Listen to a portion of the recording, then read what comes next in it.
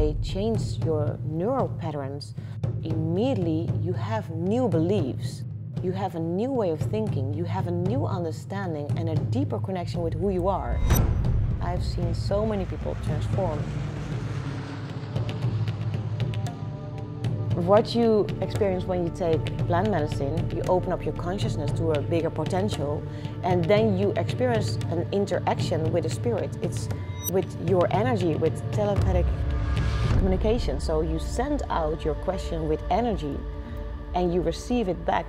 Yeah, it's a language that every human being speaks, but we forgot.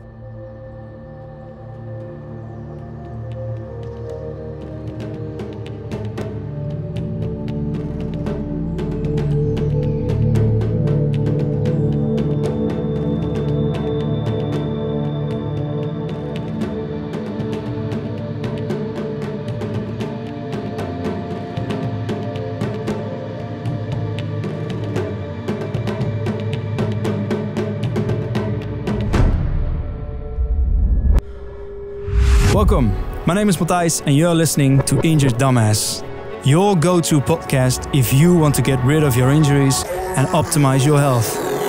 I've seen more than 40 physiotherapists, podiatrists, had a knee surgery, an MRI scan and saw many more professionals that didn't know how to help me with my injuries. And after 5 years of struggling, a man named Gerben Hierik helped me with a fairly unknown form of therapy called PDTR. He fixed my knee stabilization in 2 hours. Something that all the previous professionals could not achieve. And after that experience, I swore to dedicate my life to learning and sharing problem-solving knowledge. Everything to optimize your health and help you to get rid and stay away from injuries.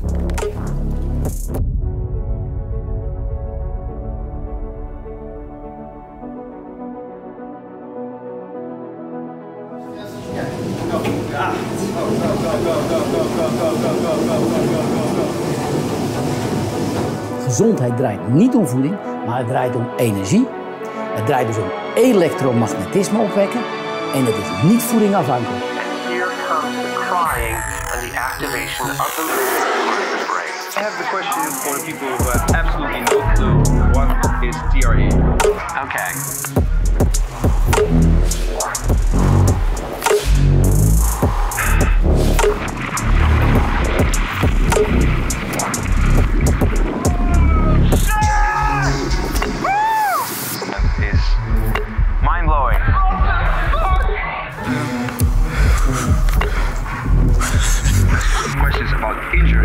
Injuries? Because I was wondering, have you ever dealt with physical injuries? Yes, I did. And Yesterday my girlfriend asked me why I am still making new friends at this age. And I think it is because the people I speak and I have the same goal. We want to empower people. We want to empower people with tools, knowledge and experience that help us in our own lives. We grant other people not to have the same painful path that we endured ourselves. And because we learn it can be achieved much more easy in less years of time. So don't scroll through the available content that is out there. Don't do 8 years when you can do 6 months. Just don't do it. And I think I make new friends more easy because people like you and I are on that path. And we are on a path out of love for one and each other. We learn that we have to empower people so we can become all that we can be. And you cannot all you can be without the environment to support you on your quest. We have an urge deep down inside to help our environment because we are social beings and we are the result of our environment. And you, Maria Johanna, are one of those people. So you say you live your dreams. You're the author of Quarter Life Challenge.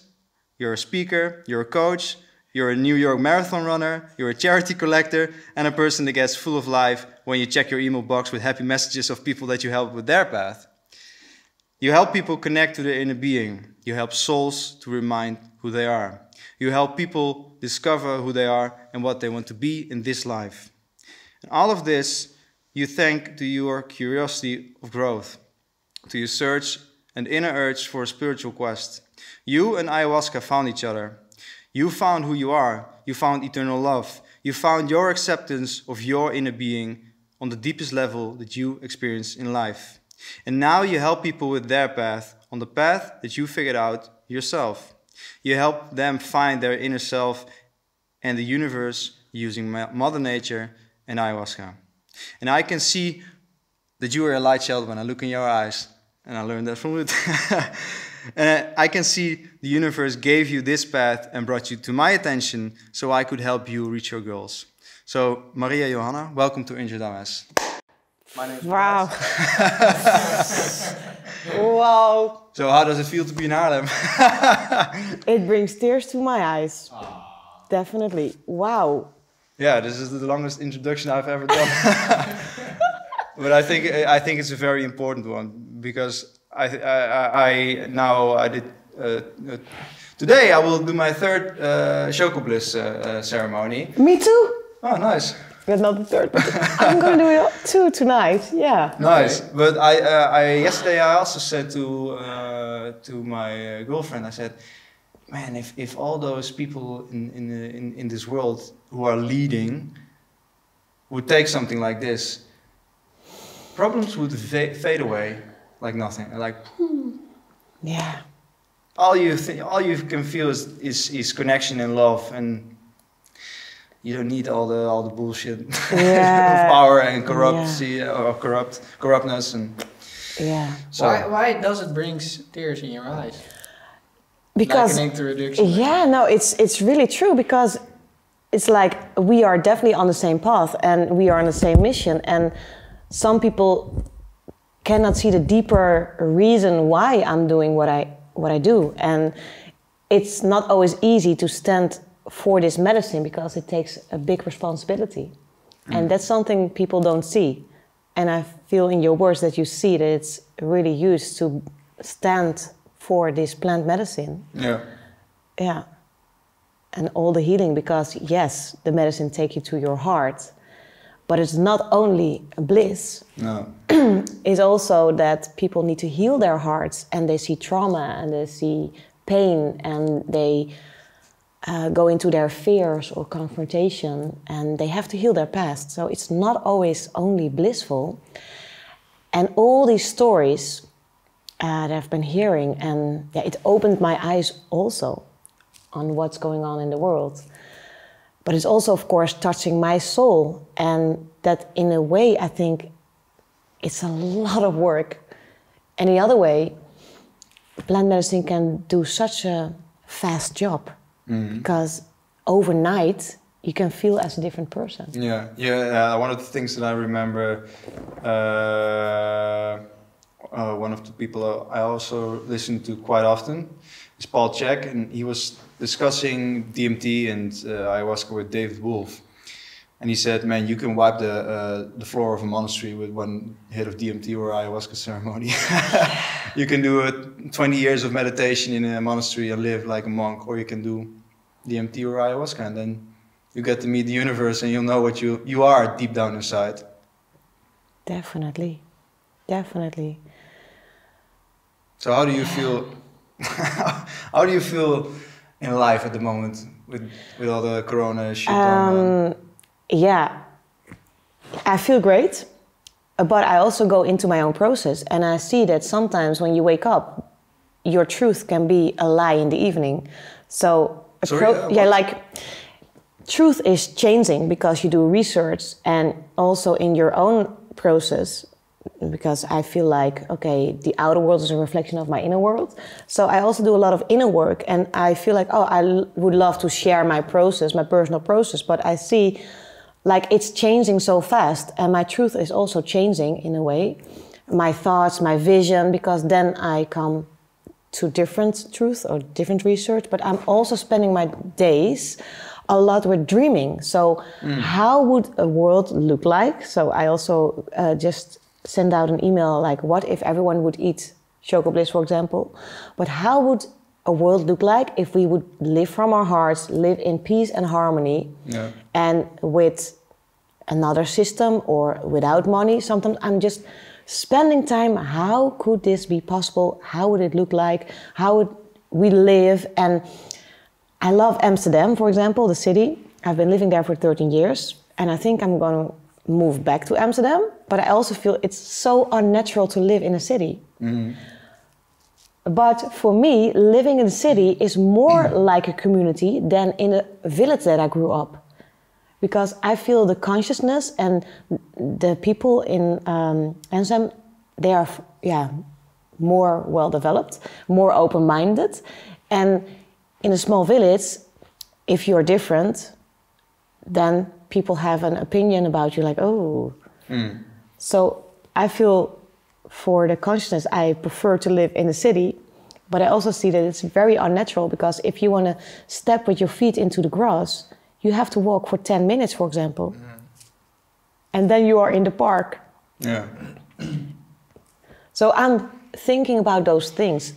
And brainstorming with myself, with my mind. And then also Choco Bliss helps a lot with the spiritual guidance to ask these questions. So I love to tune in these days, go inside and connect with the spirits, with the plant spirit, because they are, Very educated. how can you call them? Yeah, they are so long on the planet. So they have a lot of knowledge. So I love to do that. That's how I love to How spend do my you time. explain that to somebody? Yeah, plants have lots of knowledge. Yeah, so what you experience when you take plant medicine, you open up your consciousness to a bigger potential, and then you experience an interaction with the spirit. It's with your energy, with telepathic communication. So you send out your question with energy, and you receive it back.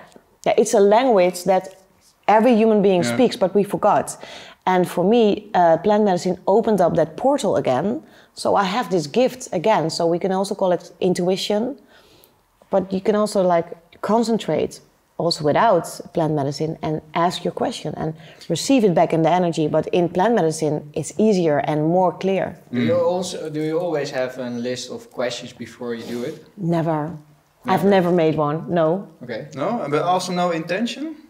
I have intentions, but so my very first ayahuasca experience, I just jumped in without doing research, and I had no intention. So, and then I didn't even know that you could have an intention, because I didn't learn that. So I just jumped in, and then, this was so mind blowing. And I don't always have a clear intention, like give me what I need. I feel the calling, because this is how it works. The plants are calling you. It's not I come up with this idea, but somehow I'm curious, and then you step into the ceremony. And I don't always have an intention. So tonight we're both going to do a ceremony, and I don't really know what I want to heal. I just want to receive the wisdom. And what I see also many times in ceremony, that the spirits, they ask like, we need your light. And I have to create light codes. And I don't always understand it as a human being, but I feel like it's necessary to do. Well, then it's very helpful that we have Ruud in the studio today. Yeah. you know shit. Okay. But do you? And one of the things that I lately experienced was what you were just saying. It's like you send out an intention and you're constantly receiving answers. It's insane.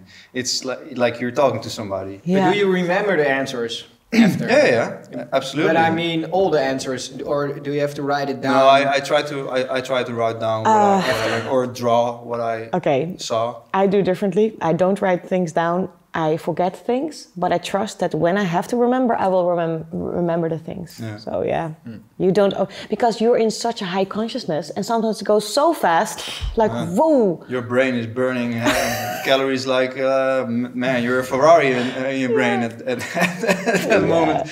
Yeah. But the thing is that when you come back, and that's the thing you just said, is in a let's call it this form of consciousness that we're experiencing right now. Connecting to your soul and asking questions, I never learned how to do that. But after the bliss ceremony, I use rocks. I have a heliotrope. Yeah. I'm not exactly recalling what the specs are, but I know I put it in my throat, and I asked, dear soul, blah, blah, blah, blah, blah. And then, is it yes or no? And if it was a no, I didn't receive any answer. And if it was a yes, I got Chills? chills. So now I learned that I can talk to my soul by asking this kind of question. It's so funny that you put out these stones, because I also experienced this, that in crystals there is knowledge.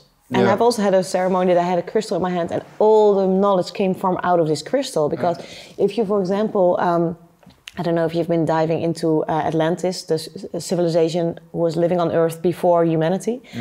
They used crystals as like technology, and it's like a USB stick, and all the crystals are connected, so all the knowledge are installed in these crystals. And back then I didn't really know what to think about these stones, but I had them at my house, and then at the ceremony, and then I'm like, whoa, you can download so much knowledge. So it's very empowering, but we are so far away of nature that we don't remember those things. No. But I feel like when we are waking up, we will get back these kind of knowledges. Hey, now we're talking about stones. I'm really curious about your milestones in your life. Can we make can we make a short milestones? Like from your 20s till now, how you what's your path and how? Oh yeah, there are a few. Are you looking for any supplements to boost your health because you want to restore, maintain, or achieve optimal health? Our friends at Ergomax from the Netherlands got you covered. From deuterium depleted water, enzymes and probiotics to magnesium and vitamin C. It is your one-stop shop for supplements. I know the owners, and I know they care about quality, and they themselves are an example of healthy human beings. And 3 of my previous guest experts are very happy with their products. They use them personal and for their patients as well. I'm talking about mitochondrial expert Thomas van Doorn, clinical psycho neuroimmunologist Ruud Elvers, and biological dentist Mirlon van Ravenstein. If they would not approve, I would not be sharing Ergomax. Thomas, Ruud and Mirlon helped me big time achieving a more optimal form of health in my life. So let me help you helping yourself. Get your supplements at Ergomax and feel free to send me your experience with their products. You'll find the link in the description and the show notes. Now, back to the episode. If you meet Maria Johanna in the bar, what's your story?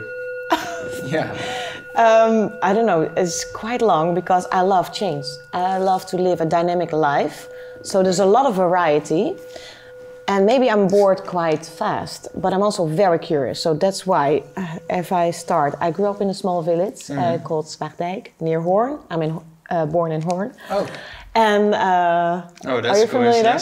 No, and the camera guy is from. Okay, maybe we have common friends. But then, in a way, I was dreaming about something different than the village life. Yeah. Looking back, I realized that. But then I just went to school. But I was not really interested in school. I just thought, like, if it's 5.5, it's all good. But and then I knew, okay, I'm gonna study marketing. That was something I really knew for sure. But I didn't take it really seriously. And then a change came. The first change was when I was 18 years old. I was failing at school, and then I thought, okay, if I fail at school, then maybe, I have to make something out of my life, and I have to do it myself. Mm-hmm. So then I thought, let's do my best, also at school. And then I went to Amsterdam, and I did another education. Which one? Commercial economics, in Diemen. Hogeschool in Holland. And then I moved to Amsterdam, and also my motivation was I want to live in Amsterdam. So I have to study then. There was a change when I tend not to, when I was failing at school, I thought, okay, I need to make change. So I thought, let's break up my relationship because I was not happy in that. Let's improve my English because that was my weakness. Let's do an internship abroad, and then let's move to Amsterdam and let's educate myself better. Mm-hmm. So in Amsterdam. Mm-hmm. And Amsterdam also brought a big change. When I was a student, I started to be very curious about who am I, but then more in a way of personal development, NLP, what are my strengths, what are my weaknesses, and I didn't understand it. So if at school this is my weakness, they want me to work on my weakness, but I want to be in my strength. And then I saw some leadership qualities, so I thought, I love to be the leader in this working group, but you had to work on your weakness, so you had to do what your weakness was, and I thought, it doesn't resonate with me. Yeah, that's a very Dutch thing, oh, you're scoring a 3.6 on math. Oh, come on, man, do your math. Fuck math, I want to run, I want to jump, I want to do physical stuff. Yeah. But no, you have to work on your bad qualities. Yeah. But when did the realization came for you that you, was there something in your life that gave you that feeling of, who am I? So how did it happen? There's one... So this was milestone 1. Yeah, right? But then there was another jump. Okay, when I started working full time, I didn't felt fulfillment. So my first job, it was in financial, in a stock market. That was 2 months. And then I also felt like failing because I didn't feel happy. And I thought everyone loves to work, but I don't like this office job. You couldn't do the Wolf of Wall Street stuff. Then I also saw the bonuses, how it worked, and I thought, this is how it works, okay. Then another job, and I never felt happy. And then I thought, okay, I want to do something for myself, and I also felt I want to be an entrepreneur. It's very much in my genes to be an entrepreneur. And then I started writing my book, and my book is about quarter life challenge. And I thought, I want to help people from my age to follow their hearts. So first it was the head, then the heart, and then the soul. This is the heart part. And then when I was living my dreams, I was helping a lot of people. But on the other hand, also while I was living my dream, I was having my own quarter life challenge. Because what I discovered is, okay, but now I am living my dreams, but also one thing, like my father was definitely not supporting my dreams because he thought, act normal, be like everyone else. And I thought, I cannot be like that. And actually I look a lot like him. So it was a mirror for him also to see. But then I didn't understand it, like I'm living my dreams, but I don't feel very happy because I think it's hard. I don't know how to be an entrepreneur. I felt quite on my own. I felt alone because I was quite young to have this vision and these ideas and this mindset. And then I thought, how is it possible that like something is missing? And then I was also pointing to my heart, and I knew it was not like a partner or something like that. No, something from inside.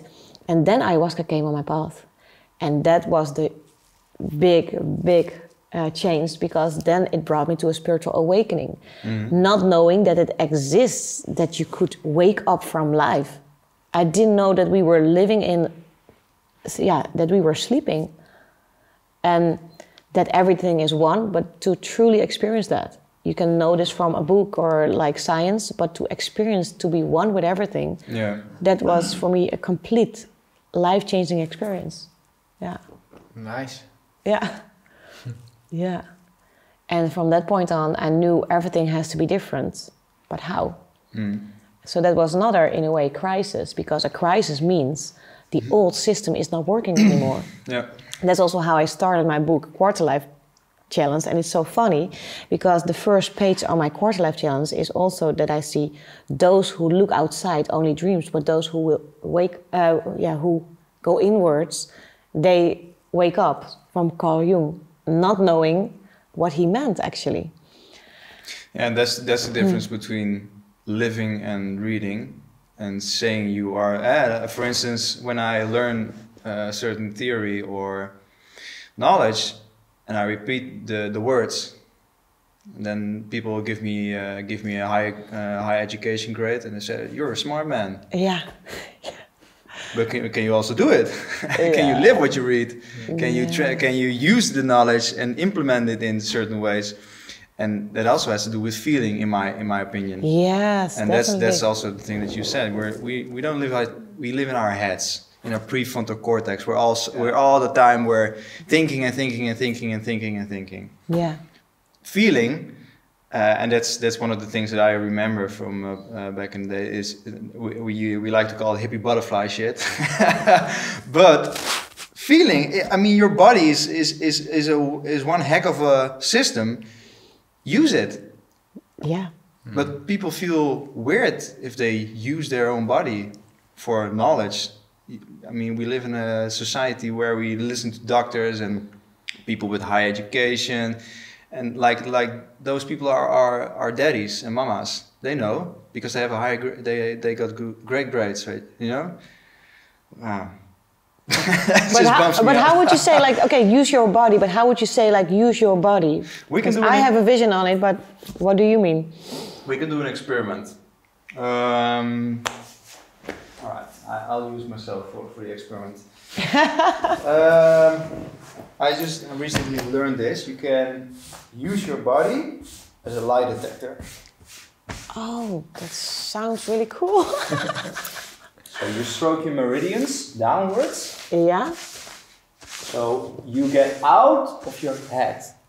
So now, So simple. when you ask me something, you have to ask close questions. So yes or no.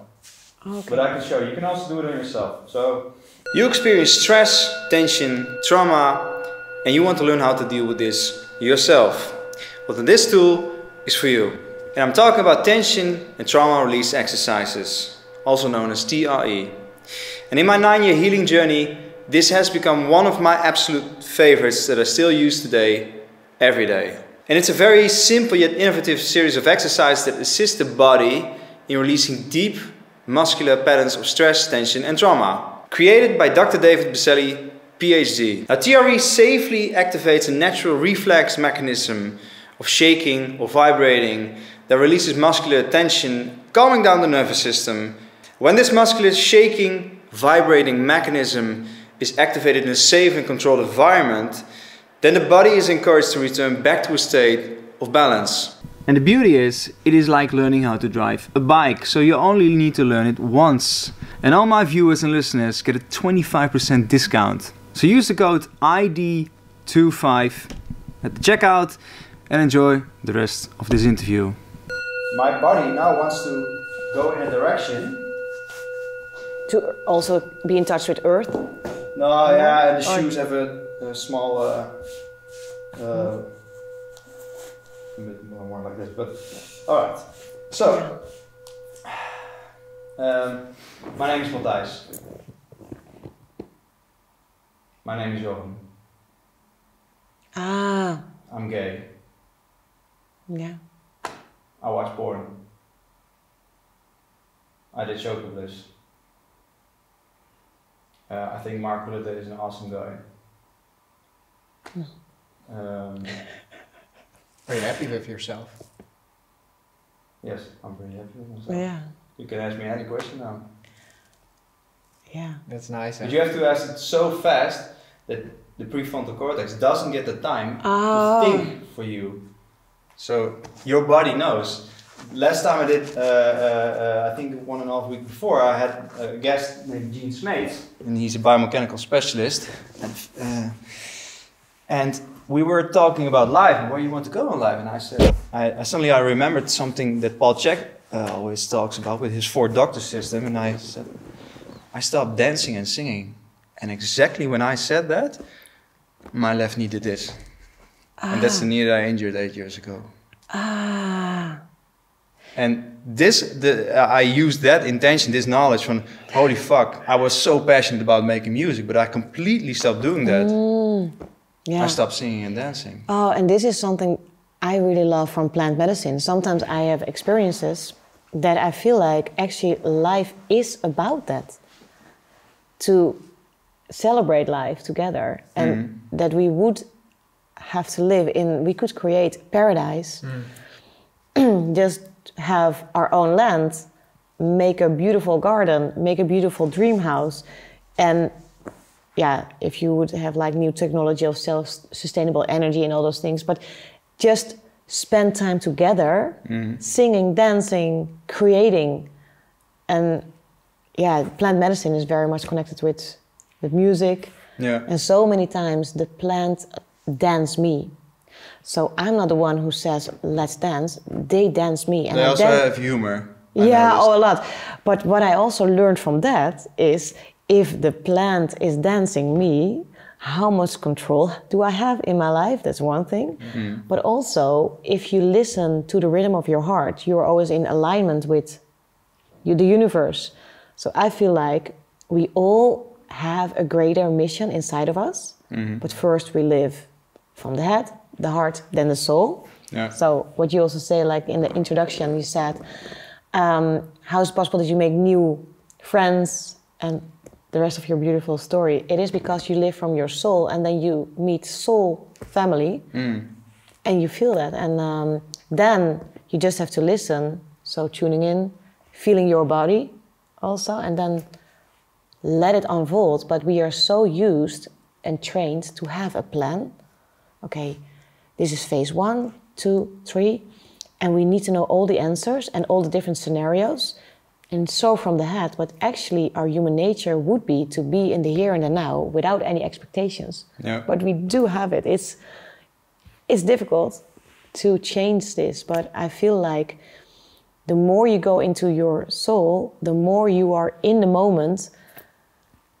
And yeah, that's why I was also a little bit too late on the interview.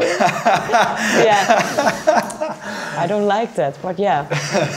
It's good to have structure, Yeah. but I love to be in the moment. Me too. Why are we not going and just building this paradise? There is a system. His name is Jacques Fresco.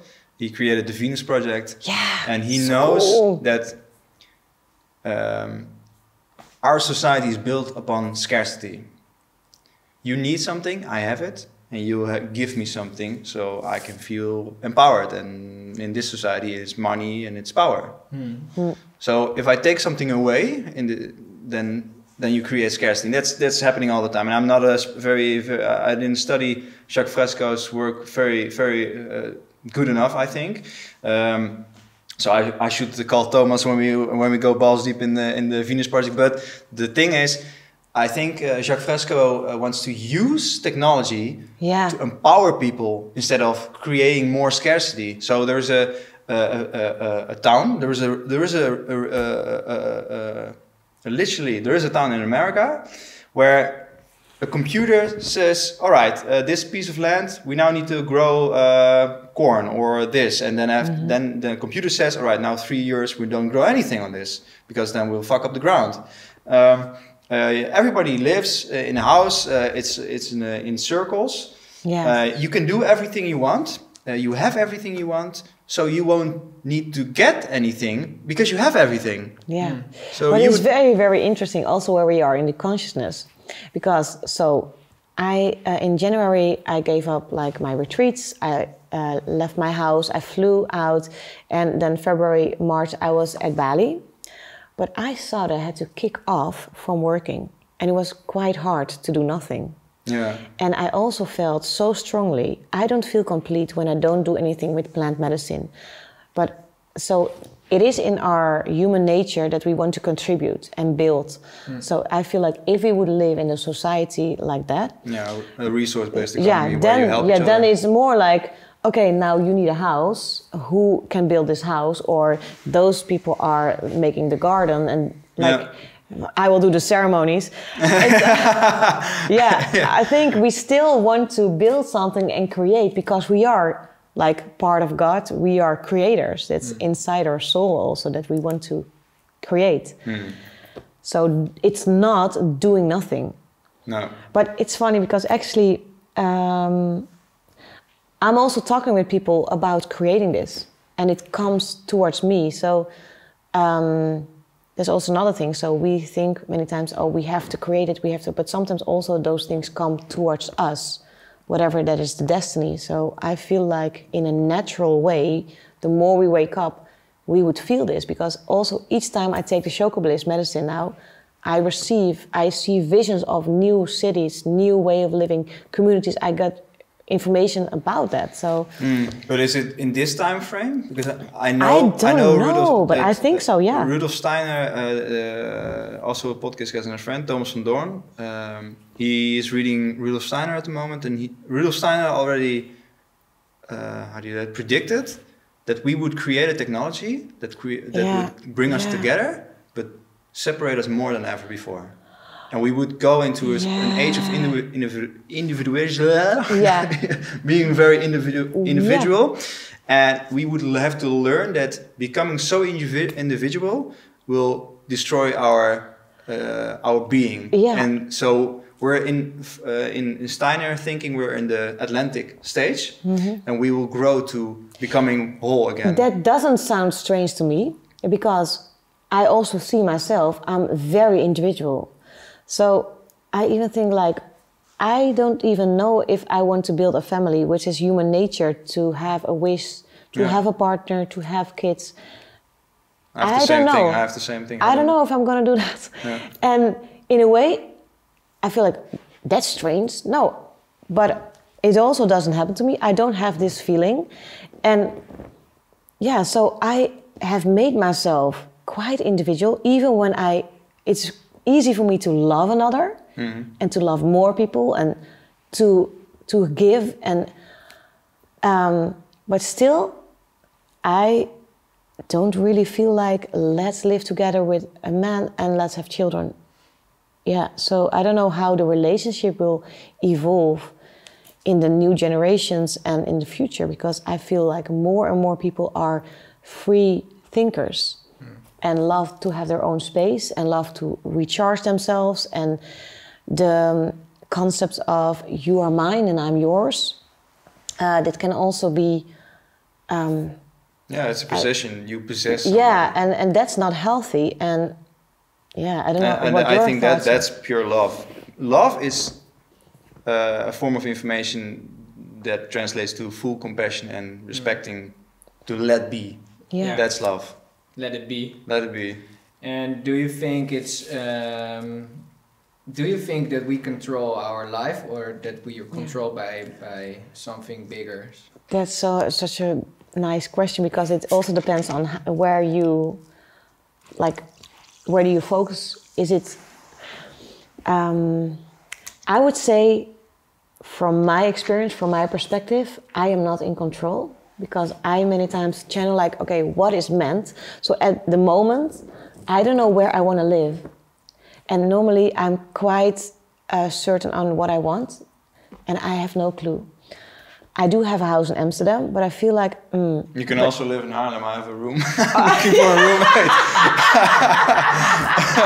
So for the listeners... That's an option. Yeah, there are many options, but I don't feel this is it. No. So I feel like, okay, then I need to be patient. And I have so many times like, this came exactly perfect at the right timing, at the right... Like, I couldn't even come up with a better solution or idea than what happened. So you trust on that? Yeah, I trust on that. I have faith. And many times I say, okay, tell me what is meant.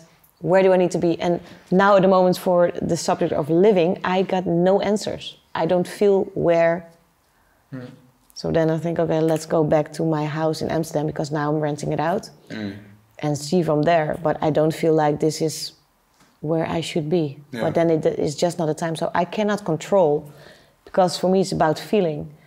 And I think like there are certain milestones, and maybe it's not A, B, C. It can also be maybe A, C, B. I don't know. But certain people that I have to meet, and that you have in a way soul contract or a soul connection, that you have to play out some roles. I see it as a way, in a way, it's like a movie script that we are playing. And as a soul, you want to experience yourself as a human being. And certain things are there to let you develop yourself, learn things, learn lessons. And maybe when you didn't learn the lesson in this script, then we make another script to learn the same lesson, and another script until you learn, and then you go to another scene. But I like the way quantum physics, so science is saying it. Science says there's a quantum field of possibility. And now there are different timelines, and it depends on where you shine your light. And where your intentions go on what will become your reality. So they say your intentions, they influence the field that we live in. Yeah. And maybe that is true, but I also feel like there are some things that is destined to happen. And that's also another question actually, like, am I creating my own reality or is this as a collective? And what I feel, I have no idea if it's true, but I feel like, okay, as a soul, you have your individual path. And if you are awakened, maybe you passed an exam, like, hey, now you are awake, I'm awake. So now you passed this exam individually. And then we have the next exam, and this is something we do collectively. So all the people are awake, they send their light, their love, and now we're creating it together. And then it's even more unclear how the future will look like. But if you're doing your individual path, it's more clear. And I don't know, this is just an idea that comes up. I just, 2 days ago I listened to Brian Rose and Jocko Willink. Jocko Willink is about extreme ownership. He used to be a Navy SEAL commander in the US Army. He says everything in life happens, that's your fault. It's all your fault. Yeah. And when you take responsibility, you take away the victimhood. So you become responsible for everything that happens in your life. And so that's the extreme. You say everything is being but it's played also out like a script, and he says it's your fault. So that's just. But now the funny part comes. He said, when I ask somebody, "Are you on the path?" then everybody understands the question, because the path is what you should be doing, that you feel from deep down inside you should be doing. Yeah, that's a beautiful and that's funny one. because. He says it's all your fault. Everything is happening for a reason, but you are the reason it's happening. Yeah, but I like to say it a bit more positive, like it's your responsibility, because I also feel like we as a soul also want to suffer sometimes to learn and to grow. And when you're in pain in your life, then afterwards you grow. It's like, I recently had many moments of that. How do you call that? Well, knowing. Let's call it knowing. That I've seen more than 20. Let's say I think I saw 14 physiotherapists, 2 chiropractors, podiatrists. I had a knee surgery, so I saw a surgeon here, a surgeon there, MRI. I went through many different forms of help to learn that they could not help me.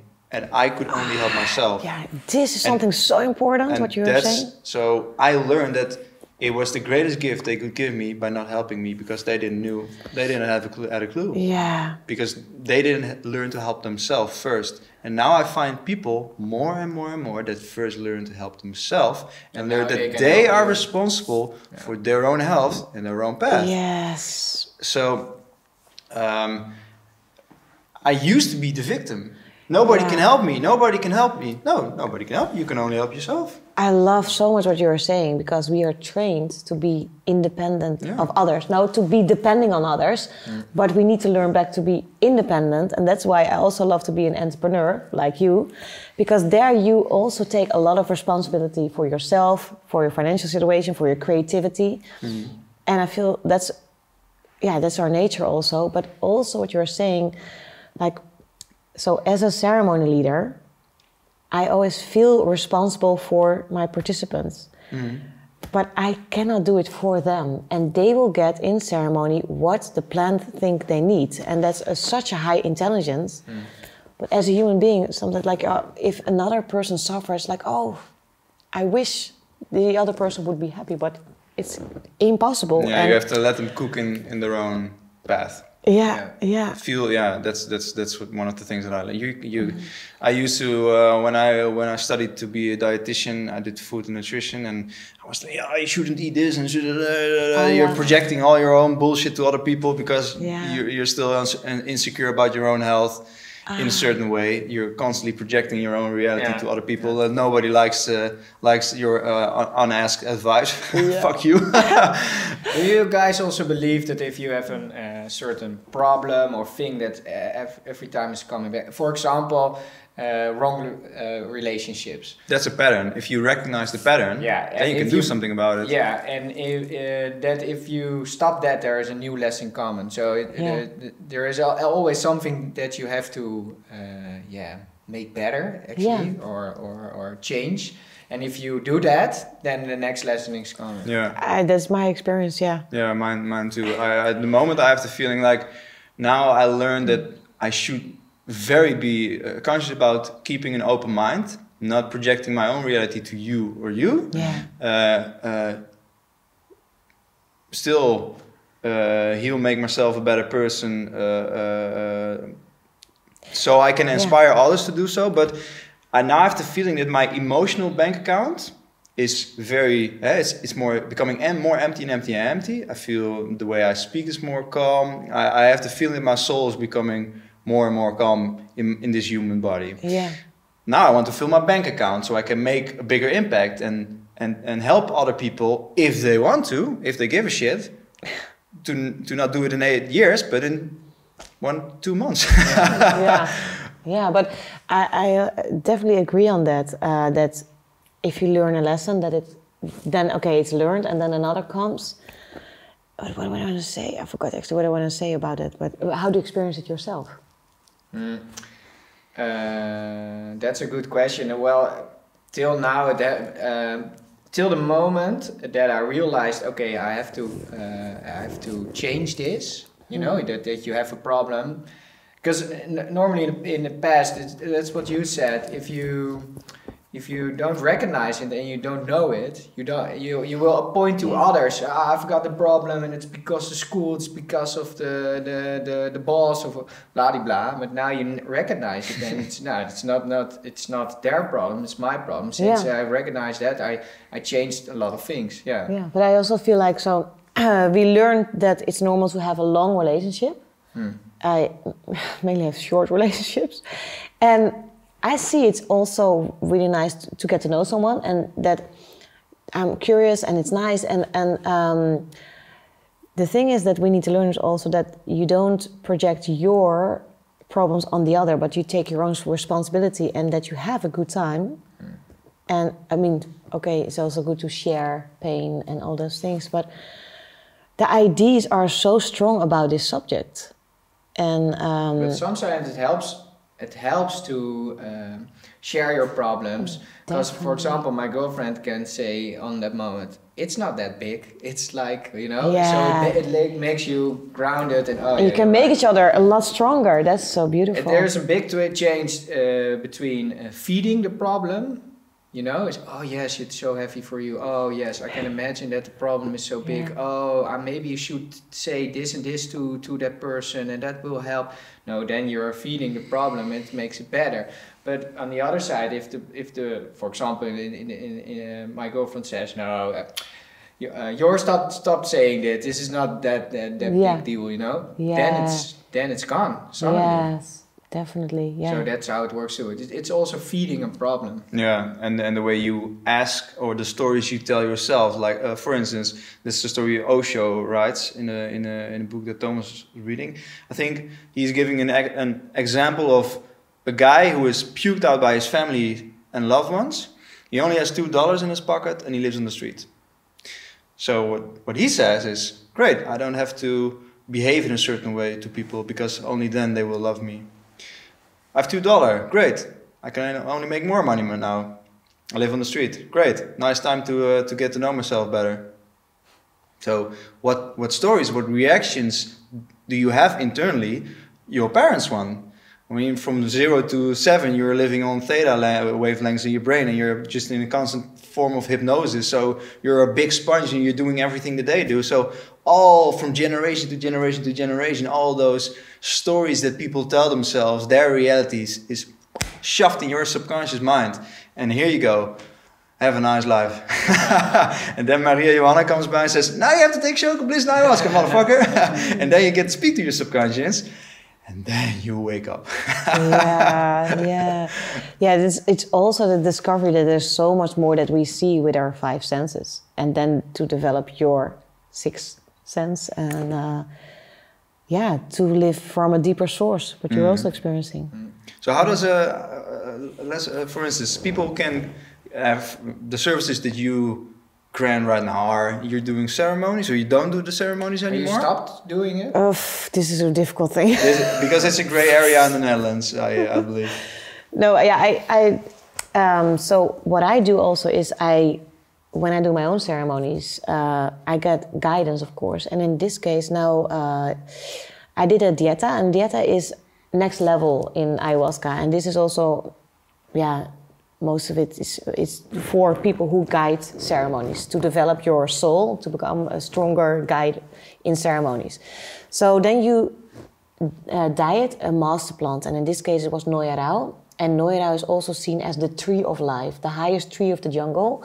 And the shamans say, like, this consciousness comes directly after God. And before I stepped into this process, where you also go into isolation, and the minimum is 10 days, so no social media, no contact with anyone out of the retreat. You did it? Yeah. Where? Peru? And no, actually this one I did in the Netherlands, Okay. which is not so usual, but I did. And then you also diet, you only eat vegetables and rice, potatoes, like everything without salt, without sugar. And you do the intermittent fasting, so you eat just 2 meals per day. And we did a water fasting and a purge to cleanse our bodies. But if you cleanse your body, you cleanse on different levels.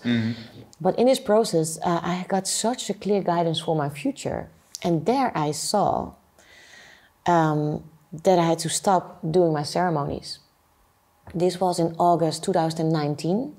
In October 2019, there was an official case in the court that they said, like, we will forbid the Santo Daime Church to do their ceremonies with ayahuasca, because they had actually a green letter to do their ceremonies. And because they were allowed to work with the medicine, with ayahuasca, that's why everyone else in the Netherlands thought, okay, we can also work freely with ayahuasca. But DMT has always been on the list of forbidden substances. Yeah. I feel like, from inside, you do something great, not good, but really great. So that's why everyone is doing it, and it's still happening, of course. But I got a guidance to stop. I got the exact date when, and I got so many other guidance that I had to follow up in my private life. And it was each time I'm like, really, all the details, so many small details that became my reality. And then I decided to stop, to leave my house, to go traveling. And I don't know if I will be called back to work with ayahuasca again. That was not 100% clear to me. It was very clear, like, stop for now. But I also saw from my soul, I've been giving so much. They said, like, it was like as if I was just floating, said, you have been giving so much, because I received everyone in my house. And actually, you had no private life. So we want you to have more of a private life and take a break. And then it felt so good. But when I quit on the earthly level, it felt also very strange, because I felt as if I was a trained football player, a pro, and I have all the talents, and I cannot play on the field. And I'm watching my team play, and I could help my team so much, but I am on the sideline. And at the moment, I still feel like I need a rest for my soul, and I want to do my own processes. But of course, I've got many, many requests. But at the moment, I'm not doing it. And I also feel like that in a way it's a divine protection, that I need to follow on the law and not break it. Even when, of course, I have another feeling about the law. But so the dieta that I did, I will organize that in Peru. That's something, I will do. But I mean, I cannot imagine myself without doing anything with ayahuasca. But for now, I want to stay safe. How many ceremonies did you endure yourself? I stopped counting. And also each time I guide ceremonies, I drink also. So I'm all the time. That was like, so I did minimum 2 ceremonies, 2 weekends per month. And it was 2 days or 3 days. So each time you prepare yourself before you go into this ceremony, and you do energy work, and it goes by itself, but it's such a focus. And then when you go out, you also take time to get out, so to process everything. So it was so intense. My whole life was dedicated to ayahuasca, actually. For how many years? No, 2 years like straight in a row, but also before, like I can say 6 years. But 2 years, it was really like I was always drinking the ayahuasca, and yeah, and it does something to your system, of course. So I feel I still have to recover from that. Yeah, at the moment. Yeah. All right. And you hosted ceremonies in Bali, in the Netherlands? No, not in Bali. Ooh. No, not in Bali? No. I don't dare. You get death penalty. Oh, all right. But Peru. Not in Bali. Peru, Ibiza, in the Netherlands. Ibiza. I also quit doing that because I thought maybe it's also dangerous, but I've been doing that. Yeah. And how is doing something like that in Peru?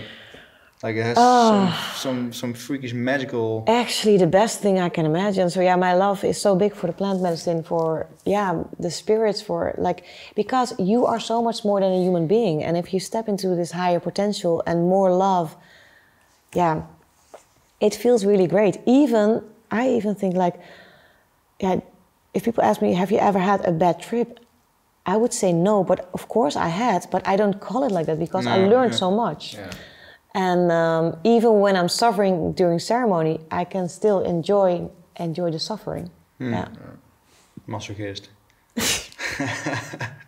No, I understand.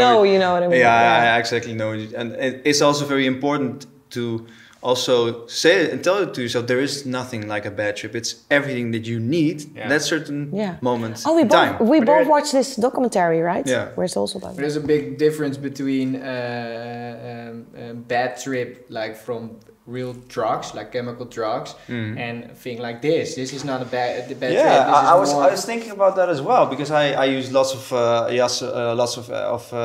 MDMA and ecstasy, and I didn't actually. I know that there are certain parts and chemicals that fuck up your digestive system, and that's why my stomach just stopped working. And I would get bloating like a very big time. Then I would say, oh shit, man, I'm going so bad right now. But the thing is, maybe I needed to listen to my gut at that moment, given the time. I wasn't doing that. So the drugs told me something. But I was in a complete different state of consciousness. And I wanted to party. I wanted to dance. I wanted to feel euphoric and dopamine. But I didn't knew how to interpret Thank you. The message that I was giving for myself, or I was getting from myself. So I think even if it's synthetic drugs, there is still a message that you can learn. Yeah, because it's also used for therapy. Yeah. So definitely, But maybe it's also interesting to talk about the documentary that's out now on Netflix. Enjoy Your Trip. Yeah, I haven't finished it completely, but I was halfway there, I think. Yeah, at the very end of the documentary, they are also talking about how it can have healing purposes, and they do research about how they can use psychedelics to heal people. Because what psychedelics does, what they do, and many people are afraid of psychedelics, but they do use other drugs. So I think the psychedelics, they have so much wisdom, and they let you go into the truth. Yeah. And what they do is they change your neural patterns.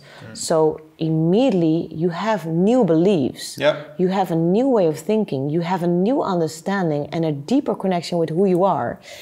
And that's why I feel like it's so transforming, because I've seen so many people transform. And I would say each ceremony, I had a group of people who went home happy. Like very few exceptions, but then there's a lesson to learn. And like, if we would stretch our mind and be honest and use this in a responsible way, I think it can be so, so valuable. And I would love to see that it's common to do ceremonies also in the way we live, instead of going to a club. oh no, every month on this date we do, with our friends, we do a ceremony, for example, instead of every month or every year we go to this festival. Now, every year we do in our homes, we do a ceremony with our friends to check up, hey, where are you? Where are you? And yeah. I would still like to do both. Yeah. Hey, sorry, I have to leave this conversation because I have my next meeting. Thank you very much. I hope I will chat later on. Good luck, guys. Take your time. I have a meeting, so I'm sorry. But, no, thank you. All right. Thank you for being there. Ciao. Thanks for the energy, Jorn. Yeah. Are you looking for any supplements to boost your health? Because you want to restore, maintain or achieve optimal health? Our friends at Ergomax from the Netherlands got you covered. From deuterium depleted water, enzymes and probiotics to magnesium and vitamin C. It is your one-stop shop for supplements. I know the owners and I know they care about quality, and they themselves are an example of healthy human beings. And 3 of my previous guest experts are very happy with their products. They use them personal and for their patients as well. I'm talking about mitochondrial expert Thomas van Doorn, clinical psycho neuroimmunologist Ruud Elvers and biological dentist Merlon van Ravenstein. If they would not approve, I would not be sharing Ergomax. Thomas, Ruud and Merlon helped me big time achieving a more optimal form of health in my life. So let me help you helping yourself. Get your supplements at Ergomax and feel free to send me your experience with their products. You'll find the link in the description and the show notes. Now, back to the episode. Knip je dan gewoon even uit dit? Well, Jorn left. he was het beu. No, I haven't actually. Thank you for being there. Thank you, Jorn. All right. So, do you have any feeling of? I would wish that somebody would ask me this question, but I never get it. Oh. Well, no, one thing, like the introduction that you did, that was so touching. That was something like, wow. I think one thing that's very important, also at the moment, I actually recorded a video yesterday about it, but I didn't dare to publish it because of some reasons. It's about judgment, that I feel like if you experience in ceremony that everything is one, everyone is one, so you are me and I'm you. Mm-hmm. That's a very important principle for me. My company name is also House of Oneness, because I thought if we would remember that we are one, the world would be a different place. Yeah. I think a big damage that we have in society is that we judge another. So also now we have done a lot of research about what's going on behind the scenes. What is this COVID-19? And we use facts that the mainstream media is not using. So we have a different vision, and many people agree on our vision, but also many people don't. But I think it's important to have compassion for each other instead of judging another, because you never know what's behind their scenes, what's going inside eternally. So yeah, I feel like if we want to make a change, we need to love each other, and unconditional love is something we have to grow towards too. And it's not easy. It's something that will unfold automatically, but I think judging is very damaging, because if we want to make a change together with so many opinions, like the people who are ruling the world, they are acting like one. So also the social media and the platforms that we are using, they're acting like one, and they have one way of, like, this is the guidelines, these are the guidelines, and this is where we stand for. Yeah. But if we all the time keep on judging each other, then they can go on with their plans. And I think maybe a thought that pops up is, I'm not sure where I got it from, a book Mind to Matter with Dawson Church, or Becoming a Superhuman by Joe Dispenza. There is a part, I'm not sure if one of those writes about this, but you had biologists, or how do you call it, a bioloog? Biologics. of people that study nature and animals.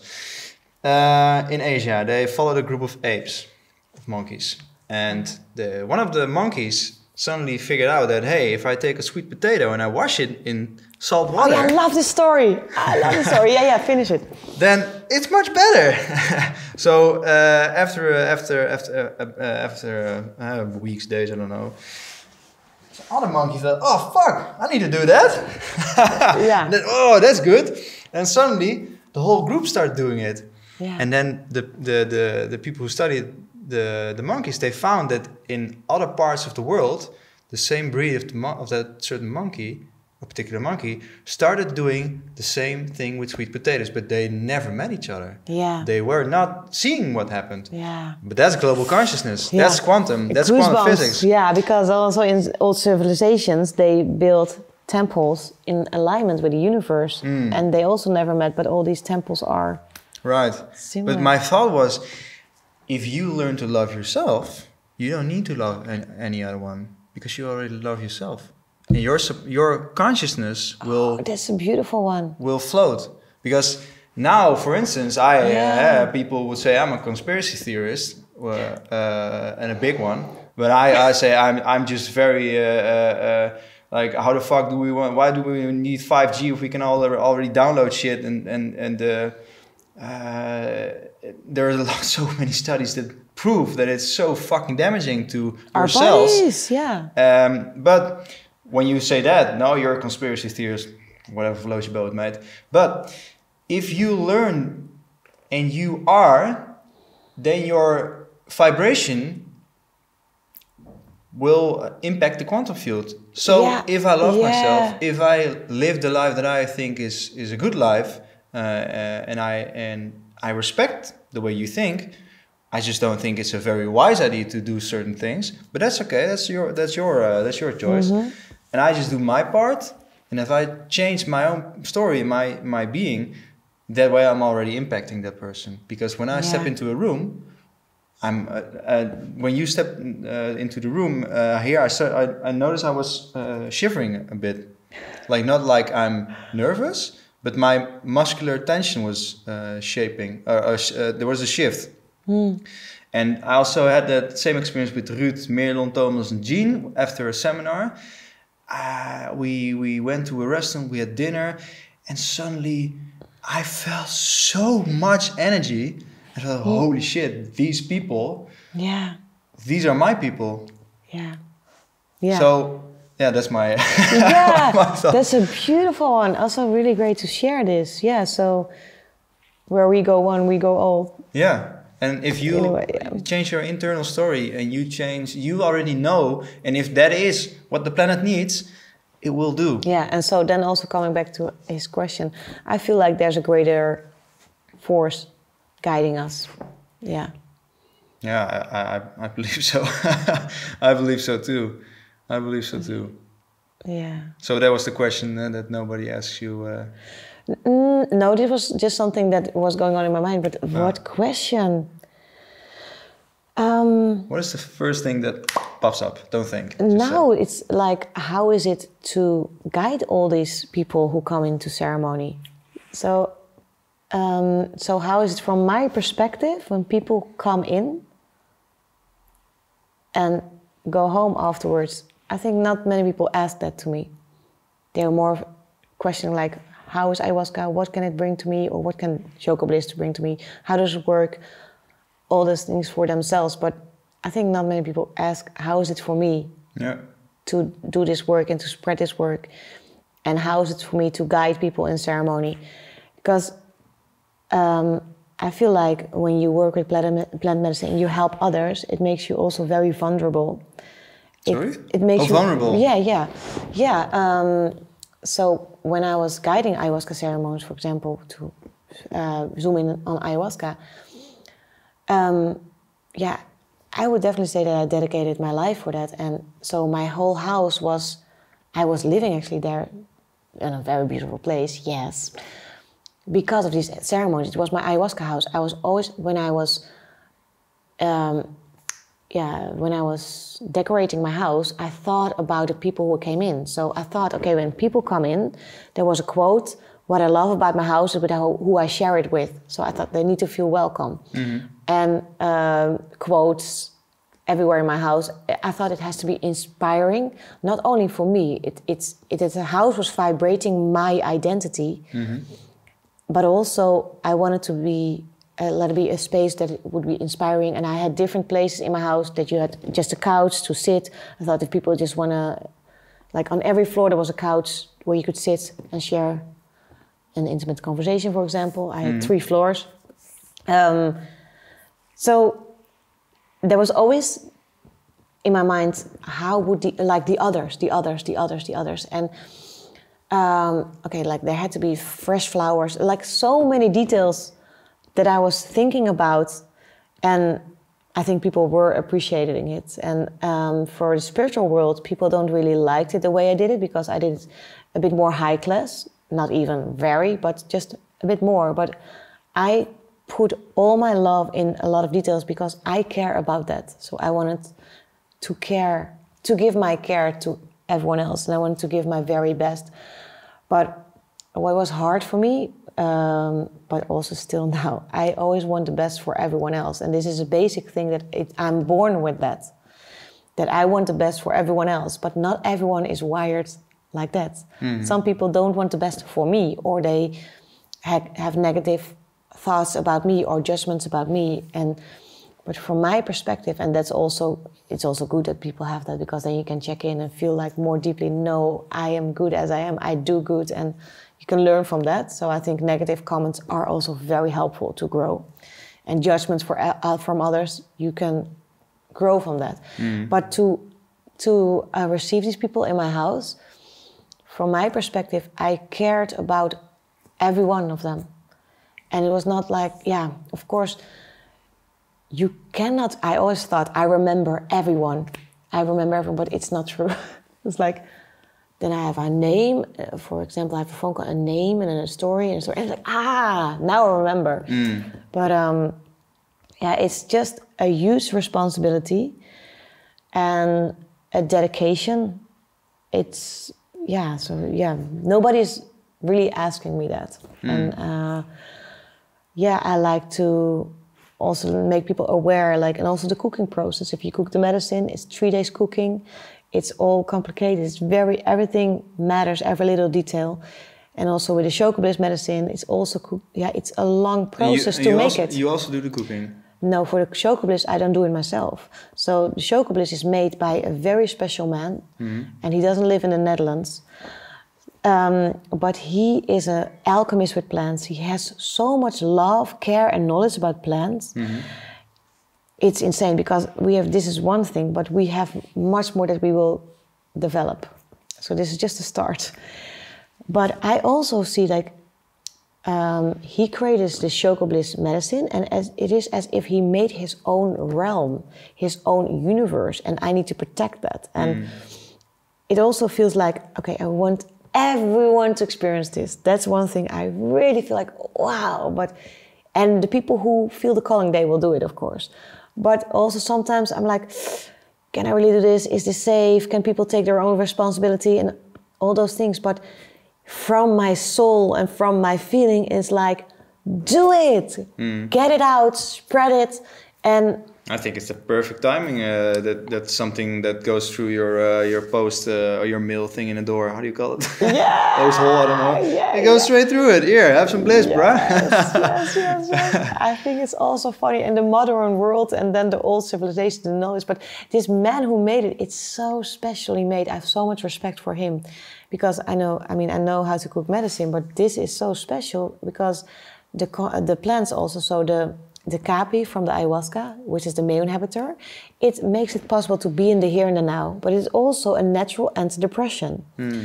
Dysfunction is in this plant, so you come in the here and the now, and then the other plants and the herbs. I always said it was 3 herbs, but it's actually 4 herbs that are in there. And then the cacao, they open the portal to your heart. So you are here and now in the heart, and then you have the psychedelic to open your psyche. And then all this together, you can go from your heart with love into whatever you have to heal. And the guidance, sometimes it's gentle. It's more gentle than ayahuasca. And it's also the wisdom. You can ask these questions. Yeah, it's such a... The last time I did it with my girlfriend, and the funny part was, it was a little bit stupid because the neighbors were constantly banging on the roof, and they were it got me out of my vibe, so to say. And I put on a headset, and I put on some meditation frequencies that I really like, and then the universe took me, but suddenly stopped me and said, "You're not ready. You need to fix your own shit. I can bring you everywhere you want to be in this life. I can bring you to this part of the planet. I can bring you further in time. I can bring you back in time. But first you need to fix your shit." And then it brought me back. And I had, all right, I have to lose the headphone. And then I watched in a mirror. And I saw the left part of my face becoming an old man. And then I asked, "Is this my soul who I'm talking about?" It was my soul. And funny part was, I was standing in the mirror and I was looking at my feet. And my left toes and my left feet has a beautiful arch. It's perfectly like people in the jungle. Like, that's a perfect looking feet. That's biomechanically awesome. But this is the knee that started this journey. It's the left side. My shoulder is weaker than the right one. I had an injury here and here. So this part of my body is telling me something. Because I was looking at the right feet and I thought, those toes are to each other. I have a knee valgus on the right. Why do I feel strong on my right side when my left side is so much more beautiful? And then I thought about the knee that spasmed when I said I don't dance and sing anymore. Holy shit. I am completely destroying an inner part of myself by living the life that I'm living. So, wow. Yeah. That was one big revelation I had during the last. Have you been singing and dancing then? Yes, yesterday I hooked up my DJ table on the computer again, but even like at the exact moment I put it on, I had the thought of, don't make too much noise. Oh. So that's from my youth. I always wanted to be so loud as possible, but people were always telling me, no, not so loud. Oh, this is also interesting, yeah. So I love, like, when I go to a festival, I want to stand next to the bass. I want to feel every muscle fiber in my body vibrating with music. And that's still, to this day, the biggest orgasm I've ever had in my life was on stage. I closed my eyes, and I think the gig was some 30 or 35 minutes, and holy shit, I don't know what I'm feeling, but I'm feeling good. And I was gone. I was completely gone. And I also had something similar like that on a house party when I was playing as a DJ with somebody else, and we had a technical difficulty where we couldn't sync the turntables to each other, so we had to do it on air. So he was playing a beat, and then I could play the next beat, but we had to sync them on just by listening to each other. And that was so fucking awesome. Everybody was completely fucked up.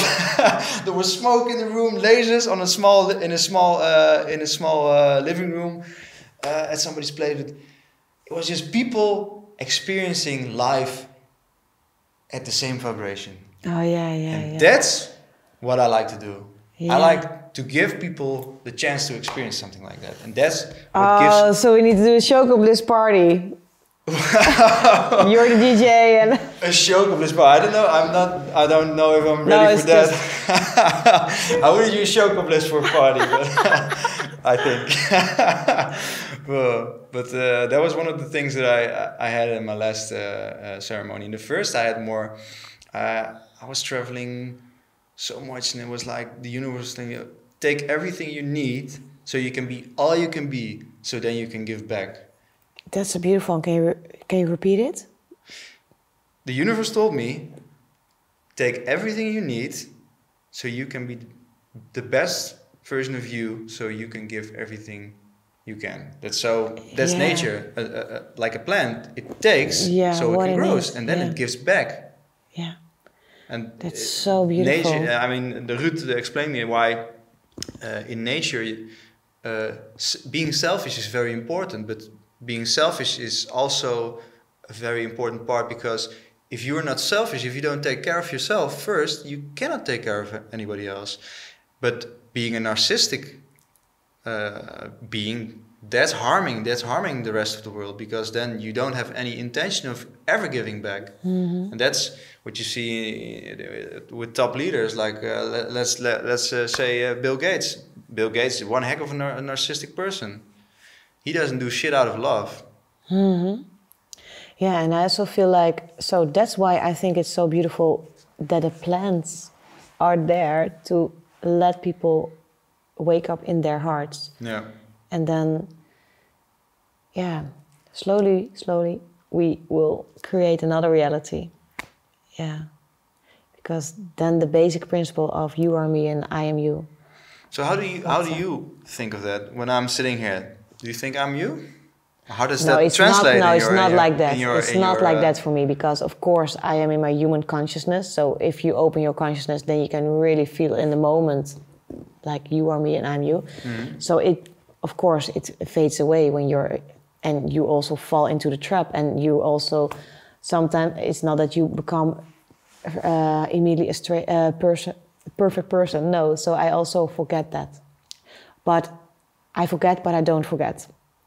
So when I think and dream about life, I dream about my own dream, but I also dream about society and a collective dream.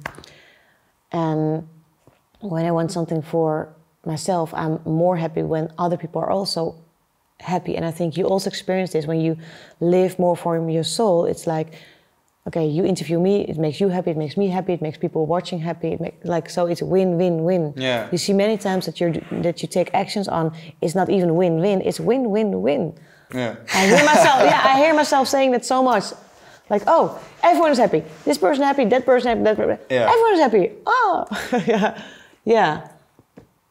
And that's something, that's many times things that it comes, it's not from your head, but suddenly you have the inspiration to do something, to create something, and that will contribute in something bigger. Yeah. Then I have the question for you. How would you define health? Health.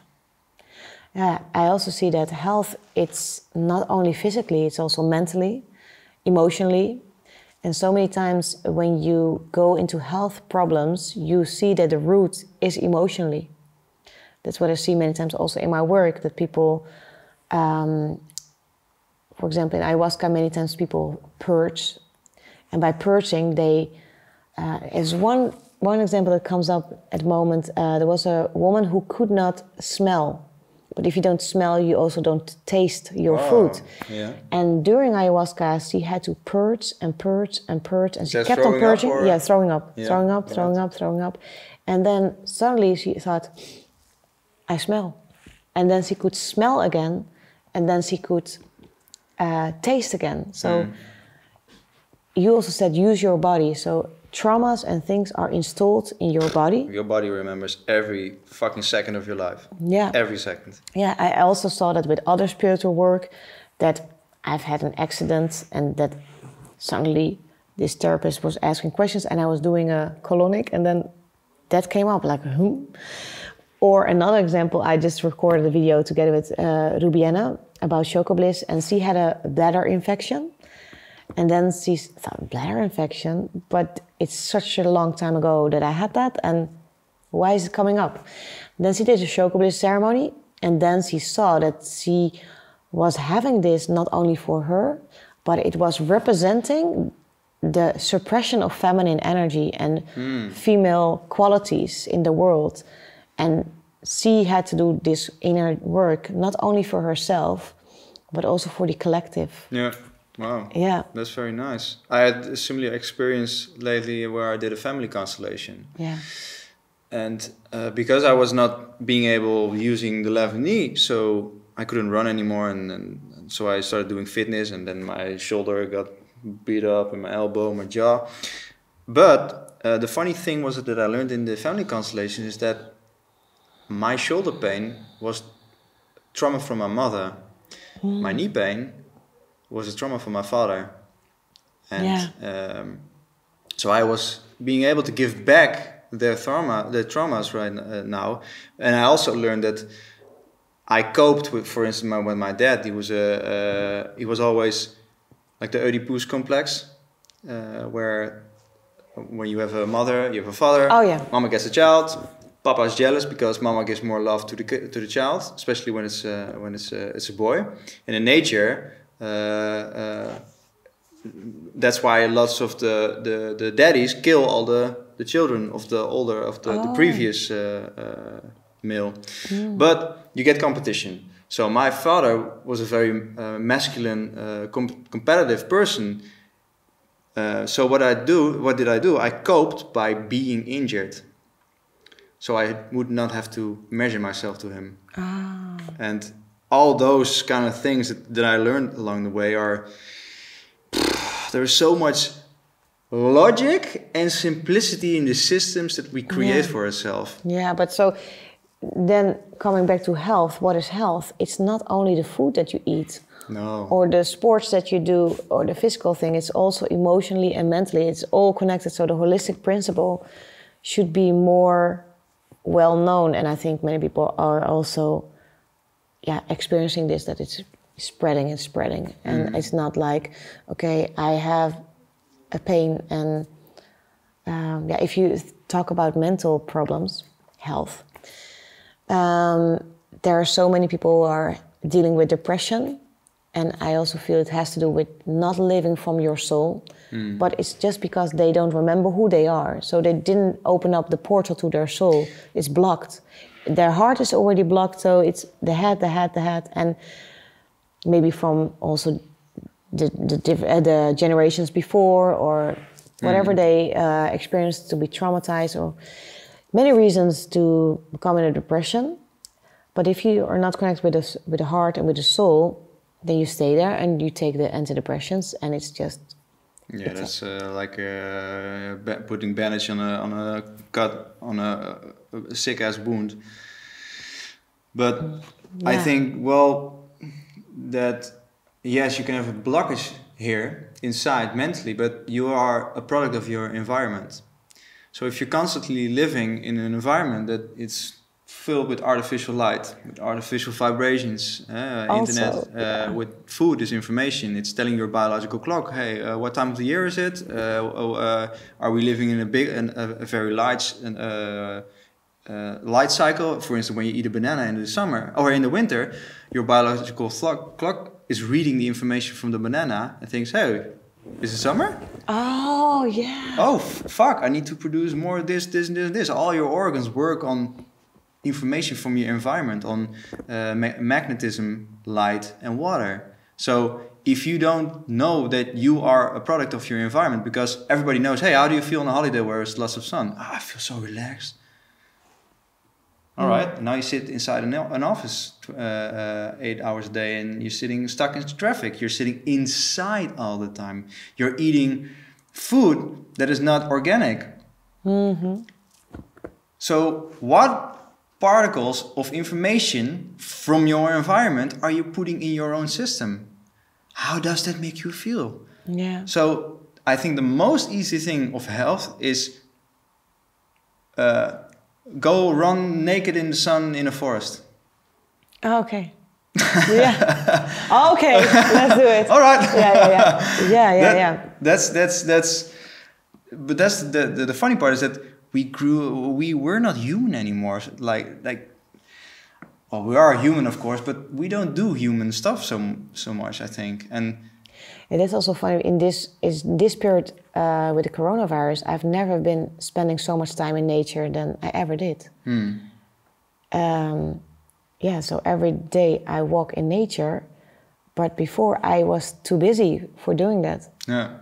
And I also feel like just walking in nature, it's also good for your mind. So we were talking about depression. So actually what I want to say, like the plant medicine go to the root instead of just covering it up. But another thing also, when you're in depression, if you would just spend time in nature, what you're also saying, and eat. I didn't really realize it in this way, but we need to eat with the seasons. Yeah, but I love tropical fruits so much, so I need to move to another country. What I also learned about food, and it's very interesting, it's in the books of Anastasia from Vladimir Megre, Russian author. You experience stress, tension, trauma, and you want to learn how to deal with this yourself. Well, then this tool is for you. And I'm talking about tension and trauma release exercises, also known as TRE. And in my 9-year healing journey, this has become one of my absolute favorites that I still use today, every day. And it's a very simple yet innovative series of exercises that assist the body in releasing deep muscular patterns of stress, tension and trauma. Created by Dr. David Baselli, PhD. Now, TRE safely activates a natural reflex mechanism of shaking or vibrating that releases muscular tension, calming down the nervous system. When this muscular shaking, vibrating mechanism is activated in a safe and controlled environment, then the body is encouraged to return back to a state of balance. And the beauty is, it is like learning how to drive a bike, so you only need to learn it once. And all my viewers and listeners get a 25% discount. So use the code ID25 at the checkout and enjoy the rest of this interview. In these books, she's speaking a lot about family ground, and that actually our right should be that we all have our family ground. So everyone has a piece of the earth, and there you build your house. And also you build your own garden. And if you, for example, have tomato seeds, everything grows from the seed, you have to put your seeds for, I thought it was 6 minutes under your tongue. And the seeds have a very high intelligence, so they will match your DNA. So if you are putting the seeds under your tongue, then the seeds are getting your information from your DNA, then you plant the seeds. And if you have family, that's cool. if you have family ground, so the DNA is, for example, I'm the mother, you're the father, and we're doing that, then our children would have the best food. It's the best food for you and me, for our children, because it's our DNA. Right, that's interesting. And everyone would have their own land and grow their own food. So our food is maybe less healthy for our neighbors. Yeah, did she also mention any? I mean, I recently did a DNA me test. too. Like for your genes, like health and the countries where you're from? Yeah. So I'm from the Netherlands, Vlaanderen, Germany, and Great Britain. I'm also 25% of Scandinavian. Yeah. That was the only surprise. Oh, yeah? Yeah. Why? Because I was already expecting that I would be so Dutch and so like Western, So not even Spain was in my genes. Some handsome Viking people came to Germania and I the Netherlands, guess. of course, to bring happiness to everybody. Yeah. But does she? I mean, if you have a similar DNA, like a polar bear doesn't live very nice in at the equator. So your DNA and my DNA, we are not the same DNA. But did she mention any of that? Yes. Oh, actually, there's a lot of books from her. Like, it's a whole series. And I think it's the most intelligent books that I've been reading. I love them all so much. It's also about how we should live as human beings. That's mainly the message. And she said that actually we should be protecting our family ground, and that we would not, if we would truly live from who we are, we would not even travel the world. We would stay there. And then Bali is very inspiring to me, because in Bali, they also don't travel. And they say, why would I travel? I already live in paradise. And they do ceremonies together. It's for me being there, and especially Ubud, because there the culture is the most intact. And you, of course, have a lot of tourism, but you also have a possibility to connect with the locals. And there you see that, like, they have family temples, and they bury the souls all together. And also when you look at tribes, like, they live with the spirits, and they are earth keepers. There's also a Dutch documentary about that, the Earth Keepers, the Down to Earth. Have you seen it? No. Oh, it's really great. I think those things are very inspiring. So the needs, because we are so lost, we are also not grounded. That's why, and I mean, including me, I love to travel and discover. But in her book, she says, it should be our nature to feel home at our family ground. And it actually should also be like this, like if you create a baby, you do a ceremony to create a baby. Yeah, maybe the words are not really right how I say it, but as he said, you have to prepare yourself with your food and your diet, and then the way you make love is also differently. It is really with the intention of making a baby, and as if, she's explaining it every detail. Yeah. And then it's very interesting to read. And she said when the woman is pregnant, she has to stay at the same place. So wherever you, my English is not so good, but wherever you made the baby, then the woman has to stay at that house and also give birth at that house, because it's the best to be in alignment with astrology. And we don't know these, for her, it's basic principles of life. But because we have this restless feeling, because we need to go somewhere. Yeah, but we don't know who we are. That's the whole thing, because we forgot who we are, because we live in this low consciousness. Yeah, but that's every time you get born, you forget who you are. The soul forgets who. But if you are so spiritually developed, it's not the case. It's different. And she also describes many things. So in the book that I'm reading right now, it's part 6. She's also describing that someone is dying, and it's like, okay, I know that I'm dying. They know already that it's coming. Okay, you in 1 month you are dead, but it's different. Like that's celebration. And then she's describing how the soul turns back, but then the soul becomes also one with her child. Yeah, it's really amazing to read and to learn and to think and to let you go inside yourself. She is also supporting on your dream, like what we are doing on Choco Bliss. Ask these questions. We need Choco Bliss to raise our consciousness and be able of the things that she is already naturally, because she is born in a higher consciousness. And we are in a lower consciousness. So we use now the plants to open up our consciousness and then to brainstorm inside our souls and get the answers. I mean, that's what I love doing. You can read a book, but you can read your own book. And that's also what she's supporting, to read your own book, go inside, ask your questions. And she's talking about history, that it's not the way we think. And she's having beautiful stories and stories in stories. And also one, but I don't know if I have time to tell this, but there's one story in particular that I really, really love. And this is about how the world will change. And it's a story about a man called John. And John is living in his A-location apartment with a lot of floors, and everything is inside this building. The new technologies, a cinema, books, whatever, gym, everything is inside of this building. And even he has a helicopter on the roof. And he's having one problem, and that is he's in a depression. And he knows, of course, that the like the pills, the antidepressants, will not help.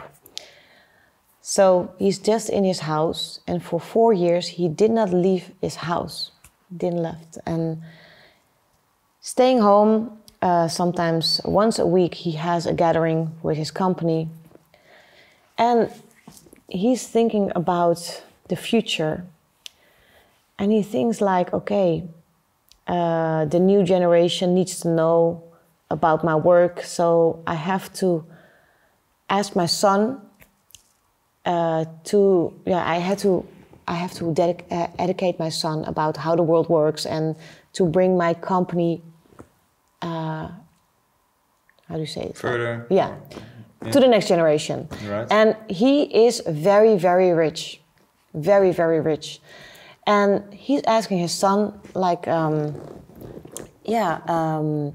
I need to teach you about how the world works and how the economic system works. So the first question that I have, and he's asking to his son, is, do you know why America has so many debts? And to whom they have debts? And his son, he said, yeah, to the Federal Reserve. And he said, okay, but who is behind the Federal Reserve? And his son is like, yeah, I don't know. And he says, the Federal Reserve is just human beings, and actually we are these people. So America, they have debts towards us as a family. And that's new for his son, of course. And so he starts to educate his son because that's something he wants to do. And because he's in this position, for him, life is just like a monopoly game. He's just doing this and that, and then the world is changing. So then he has his gathering, and then there is a doctor also in his house because he has access to the best doctors, of course. And he's never trusting these doctors. But then there's one day the doctor says, yeah, you know, John, you're in a depression, and I know you don't trust on us, but I think I know why you are depressed. And it's like, normally he would wave him away, but this time he stays silent and he says, the reason why you're depressed is, one, because you have so much that people are jealous on you, so that the energy that you receive is negative. Two, you have nothing to, like, you have no goals to work for because you have all the power. So people love to build something, create something, manifest something, but he has already all the power. You have no love in your life because you have no wife, because they all left you. And yeah, what is left? There's one thing that I think that can bring back this love, and that is when you go back to the past and go to a moment that you knew love. So when you would remember and you would go back to love, this is what will heal your depression. And then he walks away, and John is left with this thought, and he thought, when did I knew love? And he keeps on going back to his past. And he is playing the movie that he also learned all the things from his father and his family, and all the things that he needed to accomplish, and what he needed to do, what was not always his own will, but it was that he had to do that. And he goes back in the past and back in the past and back in the past. And he comes to his childhood. And there he remembers that they were living in a huge house, of course, with a huge garden. And this garden was so big that they needed gardeners. And there was a gardener with a daughter called Sally. And Sally was his friend. And when he was young, he created his own little tiny house. And that also in the book is saying, like, everyone has in their nature to build their own little tiny house or their own big house. That's something that makes us happy. So he built his own tiny house. And then Sally was putting a feminine touch to this house. So she put curtains and flowers from the garden on a table and here and there. And she put also a frame with a picture of John because she was in love with him. And he was not really allowed maybe to play with Sally because it was the daughter of the gardener, but they were in love actually. And they were playing mother and father, what every child does. And later on in life, he had seen Sally again. He remembers that, like, hey, actually we saw each other again, and then the love was still there. And also something happened, but it's just a fake memory now. And then he thought, okay, his heart starts to open up, and he thinks, this is a woman that I love. So what he did in this story, what he does is he is saying to his team, I want to find Sally. Find her in 24 hours, and when you find her, we go with a helicopter, I'm gonna visit her. So within 24 hours, his team found Sally, and he also said, like, whenever I'm sleeping, it doesn't matter, I want to find her. So he starts his helicopter after 4 years, not leaving his house, and he's going to where Sally lives. So from the helicopter, he's taking the car, driving towards Sally, her home, and he's driving on a countryside.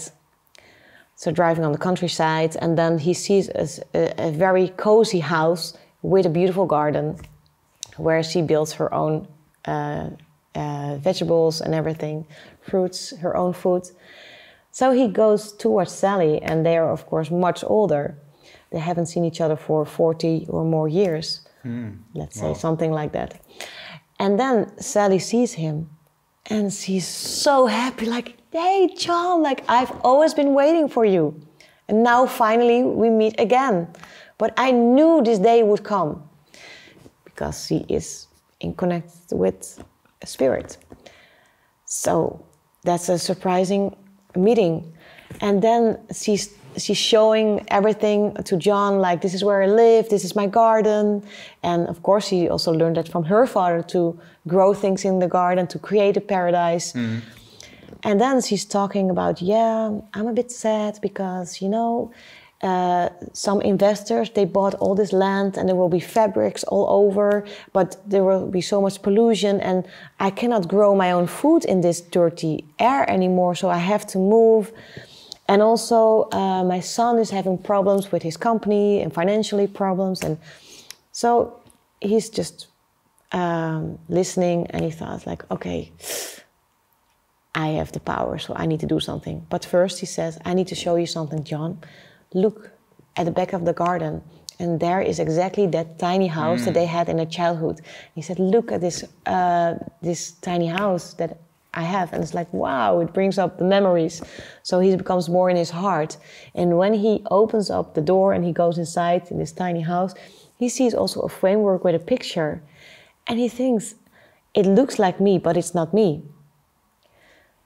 But with his thoughts, and especially with the thought of, I want, like, meeting her, it opens his heart. And his job as a man is like, I want to make this woman the most happy woman on earth. And he thought, I have the power to do this. So he said, Sally, I'm leaving, but I will come back. Wait for me. He goes away, and what he does is, first he is putting the contracts for the son of Sally, that he will be successful in his company again. And also he says to his team, buy all this land. Even when it's 5 times the price, buy all this land. And so his team is buying all the lands because they have the monopoly about all the money. And then when he owns all this land, he has a plan. And he's organizing a gathering, and he says, okay, I have an idea with this ground. And what my idea is this. Everyone may have a piece of land, and I call it family land. And you own this, and you're not allowed to sell your land. It's only for your family. So that's the promise you need to keep. I give you this land, and it's a present from me to you. But you have to build your dream house, and you have to grow your own food in your own garden. So it's your family land, and you can never sell it. It's only you can give it to the next generation. And people are like, yeah, right. We can get our own land. We can build our own dream house for free, and we have to only grow our own food, and we cannot sell. We don't trust this man. So people start to walk out of this gathering, and they are leaving the meeting, and he's thinking like, wow, how is this possible? I'm giving such a great opportunity. How can they leave the room? And it's like, he's panicking, and it's like, wait a minute. I didn't tell why I do this. I have to tell you why I'm giving this. And the reason why is I'm a successful businessman. I earned a lot of money, but I lost love in my life. And I was so depressed, I didn't leave my house for 4 years, thinking that I had everything I wanted, but missing the very, most important thing in life, and that's love. But now I met a woman from my childhood, and I found back love.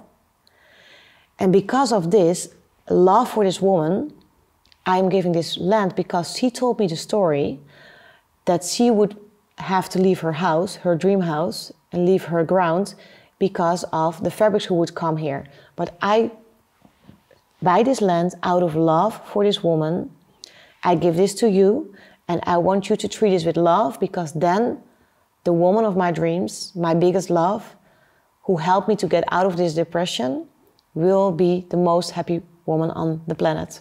And that's my goal. So that's why I give you this land. And then people start to sign up for the contracts and they say, okay, give me this land. And then one more thing to add on this story, long story. Then he goes back to Sally and says like, John, there's something, a miracle, a miracle, a miracle. There is a man who bought all this land and the fabrics will not go through, but instead of it, there will be dreamland and family land. And you know, this woman, because you know this man, he did it because of the love for a woman. So out of love for a woman, he bought all this land and gave this to the people. And I'm so curious because this woman, she needs to live somewhere here. And I want to meet this woman. And then he says, like, actually, this woman is you. And then also he found out that the framework with a picture in the garden, in the little tiny house, is actually his son. And it is because they met each other again when they were young and then she became pregnant. But it's a long story, but it's with a message that love can change the world around. And if we would wake up in our hearts in love, and actually also David Icke woke up from ayahuasca, Brian Rose, David Icke, they also used ayahuasca to wake up from their hearts and live a different mission in life, and for me as well. Yeah. Wow, that's a nice story. I thought, during telling, I thought, oh, it's so long. No, I don't. Why did I start it? But it's very inspiring. And this is just an example from one story in these books. These books are so amazing. So it's Vladimir Megre, Anastasia. It's a whole series of books. Yeah. I think what you're saying is that a very important particle, the story and the names that you name, is that people wake up, and with you and I have a projection of what waking up is. Yeah. But they behave out of love. That is the main fucking quest for, I think, people in life, is that the universe wants everything it can be. Yeah. So if I make a narcissistic person out of you, you won't be you can teach other people a lesson. So they learn, hey, being narcissistic is not the way to go. So yeah, that's the irony. It's all about love. Yeah. Bob Marley was right. Yeah. Yeah. So what are your favorite books? Oh, these. All the Megre stuff. It's quite funny because we all have Megre from World War II.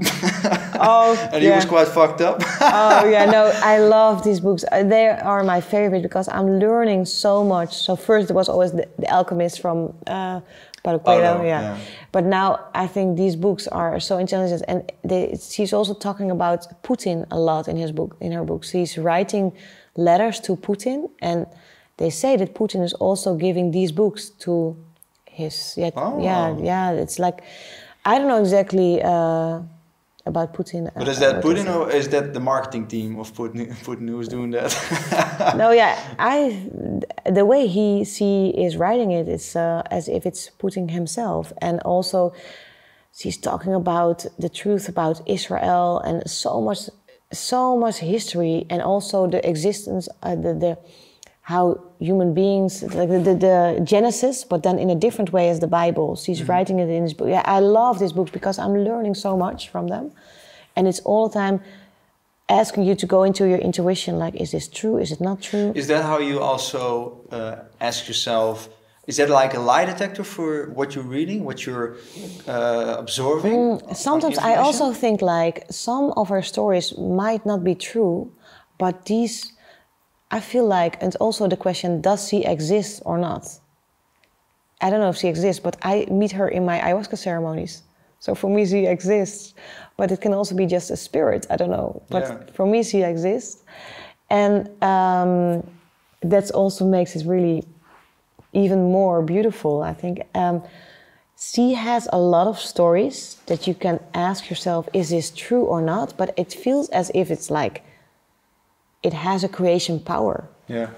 And she's also talking about people doing ceremonies with plants and singing, and these vibrations are creating. And I think this is the Icaros, the songs that the shamans are singing, and they are also the language of plants. So if you have the Icaros, and the shamans are singing, but also when I sing in ceremony, I sing with intention. And as if these intentions with the singing are having creation power. So when you drink the plant medicine and you put your intentions inwards and then outwards, as if your tones are affecting the field of energy, and with that you create and you bring healing. That's how I experience it. Oh, I'm curious. I'm gonna. Well, are you gonna sing tonight? One of the things that I thought of. I play piano, drum, bass, guitar. I used to like to play everything. Okay, everything I come and visit you then. Everything you give me, I'll learn. And but now I only have a guitar at my place. But the funny story is, I live there because of a piano. But the piano is not there anymore. It is. It used to be a shop, like a music shop. No, like a werkplaats. How do you say that in English? A working place. Just a working place where like a lumberman would create furniture. And in the front of the window, or behind the window, was like a big grand piano, like a wing. Mm-hmm. And I had no piano anymore, but when I studied in Nijmegen, you had very much musical classes. So I would always sneak in the time that I was off. I would make music there on my own.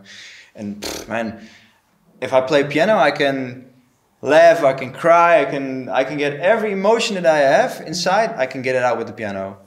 So I was like, oh, I need that piano. So I walked in, and the guy who owned the piano, he said, yeah, I would like to sell it. But then I thought, oh, fuck, I don't have any space at my girlfriend's house where I lived. So maybe I'll meet this piano later on in life. And the owner, Michael, he had a form of skin cancer. And he noticed that when he went to France, his symptoms would disappear. Wow. And that has to do with UV light, and magnetism, all of that stuff, but won't bother you with that at the moment. But he went away, and then the owners, they made a house out of it. And that's where I'm living right now. And the piano that I eventually, where I came for, is standing in the shop somewhere in the back, and they want 1,200 euros for it. So when I have the freedom to get the piano, I'll get that fucking piano and I'll put it in the house. Yeah. So I'm just figuring out that it's a funny story that I want to go there because of the piano. I want to go there because of the music. Yeah, music. Yeah, that's also funny. So everything is vibration. And music, I think sometimes like musicians are maybe the most intelligent human beings on the planet, because music, but especially when you are on plant medicine and you go deeper in the intelligence, you think music is such a high intelligence. Wow, I would like to play piano when I'm on Choco Bliss or an ayahuasca. I need to start learning. I love also piano music, but I think like, so my father, for example, my father also did ayahuasca, and I've been guiding. That's really something that's so special. Cool. Yeah. And when he was in his ayahuasca journey, he became, how do you call it? Like the director of the universe. And he was just like, he was... the dirigent, the guy in the orchestra. He was laying like this. I was laughing all the time, and he was creating by... So with this, the music came into existence. Wow. So his intention, he became like God in a way. And he saw that everything is music. So we were talking about dancing, but everything is music. And so there's first an intention. They say, in the Bible, it's like first the word and then the creation. So maybe it's first the intention, then the words, sound. But then the tune, the rhythm. And music, sound, yeah, it's maybe more than we can think of. And so music, yeah, especially in ceremony, you see like music creates a field of energy and patterns. And these patterns are codes and intelligence, and also stories and information. This is also installed in our bodies. And with vibrations and storage and we can change vibrations. And we can all feel the same thing, but not the same. That's the irony. We all go to like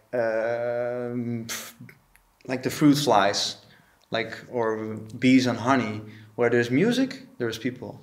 Oh yeah. And the funny part is when you're having the beat is so fucking awesome, you're feeling that beat so deep down inside, and your mate is bouncing there, and you look to each other and you're like, yeah, you know, you feel what I feel, and everybody feels it. And that's so fucking awesome about music, that everybody can feel the same thing that you feel. Yeah, yeah. And I think that's why music is so connecting and important and plays such a big role in the human being experience. I think really when we grow up, we should learn more from that kind of things, being creative, making art, making music, and then whatever you feel like doing that.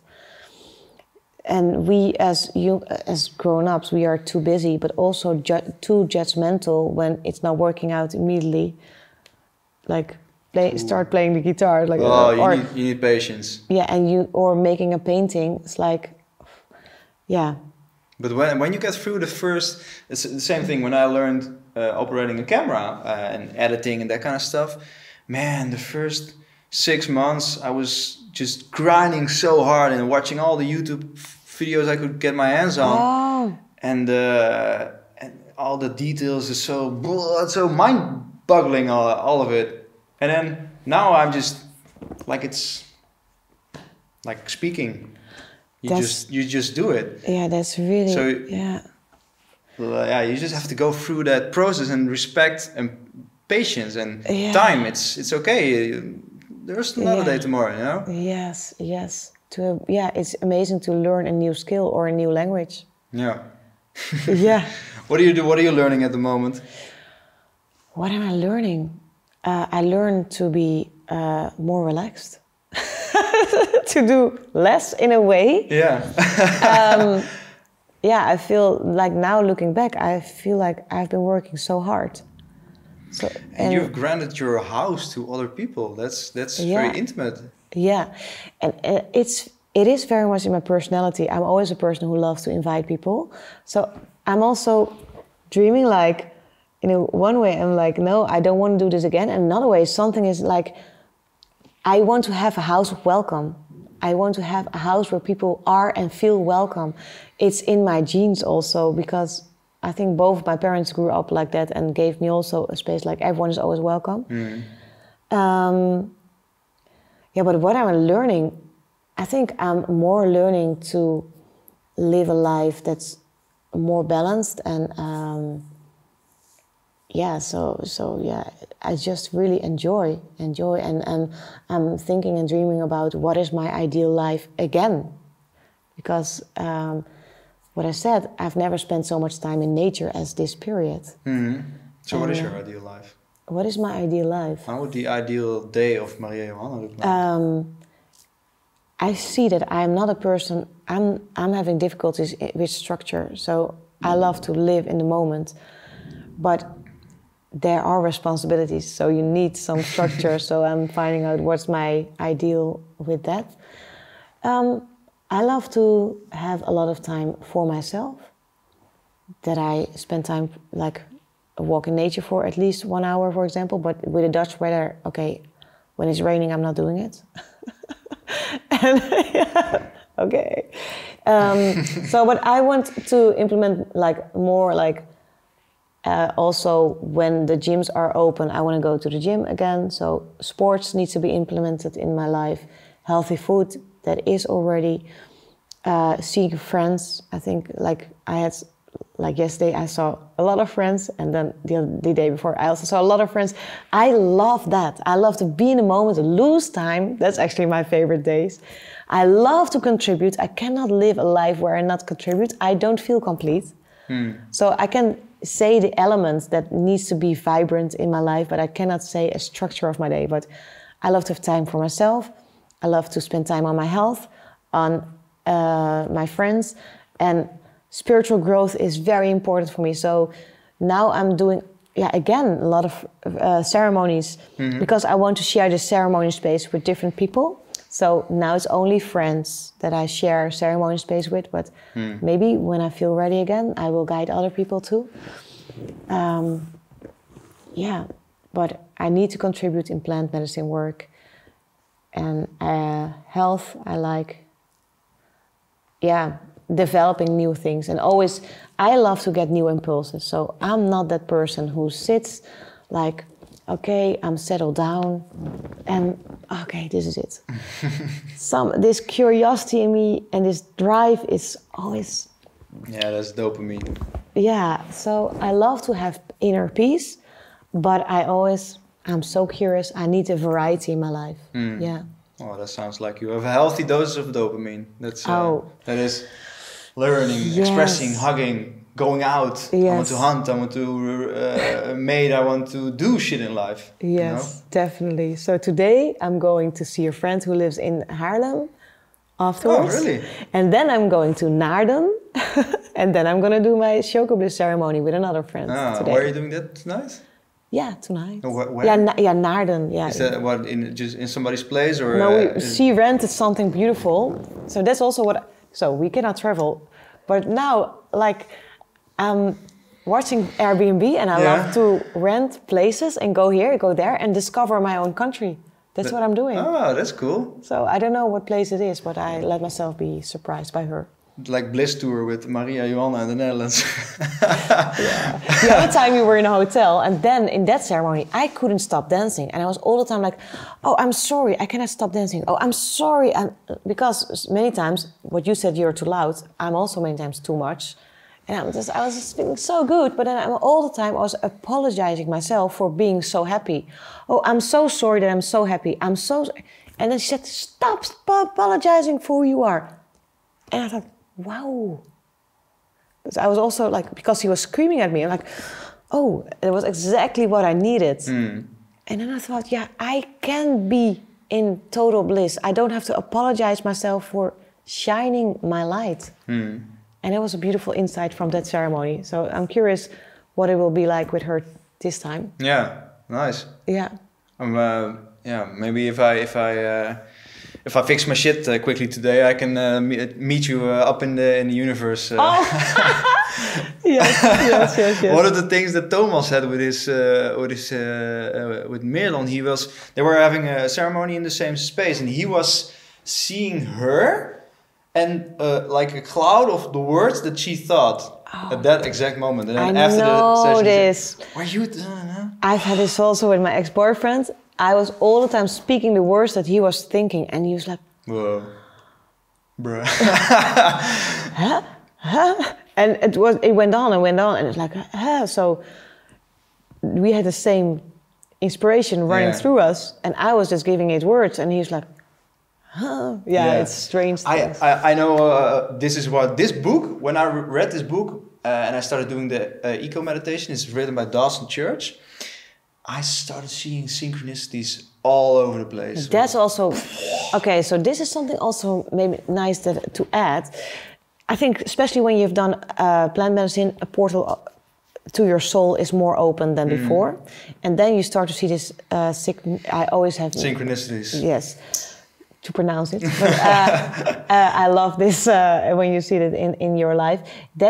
That's why I love the book, The Alchemist. It's a lot about that, like nothing is coincidence, and follow up on that. And then also checking in with your feelings. Oh, I think we are almost done with the time, or not? We don't have a limit. Okay. You thought we had a limit? I don't know. I thought you had another appointment, but...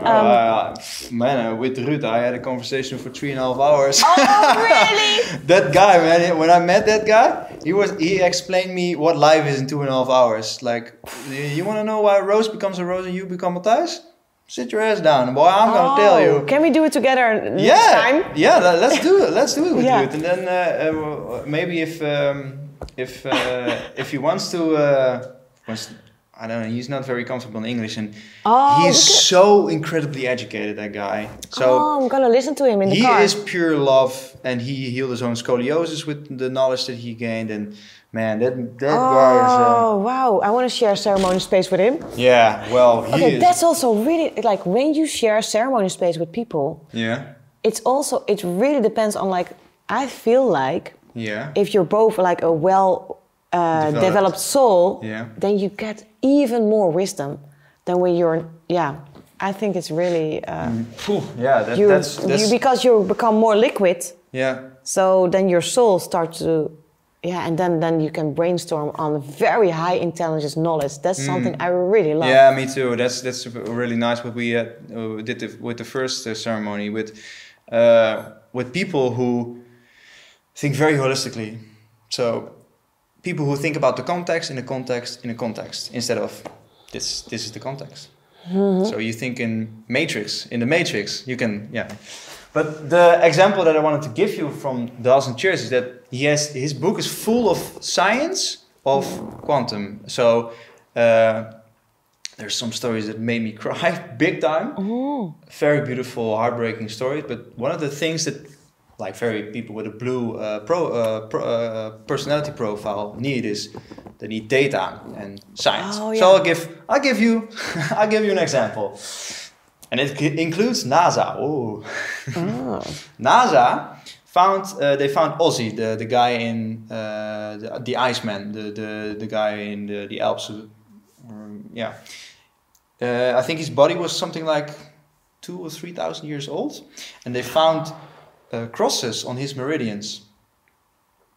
And they also found out that those exact points have the same frequency of the sun when the sun is having a solar flare. So you are in direct contact with the sun. But we thought that a sun particle, it takes 7 to 8 seconds for that sun atom to reach the Earth. But NASA discovered that there is a direct link between the sun and human beings. So we're in direct contact with the sun. And also a very nice experiment that they did was they took groups of duos. Let's say you and I have to meditate in this space together.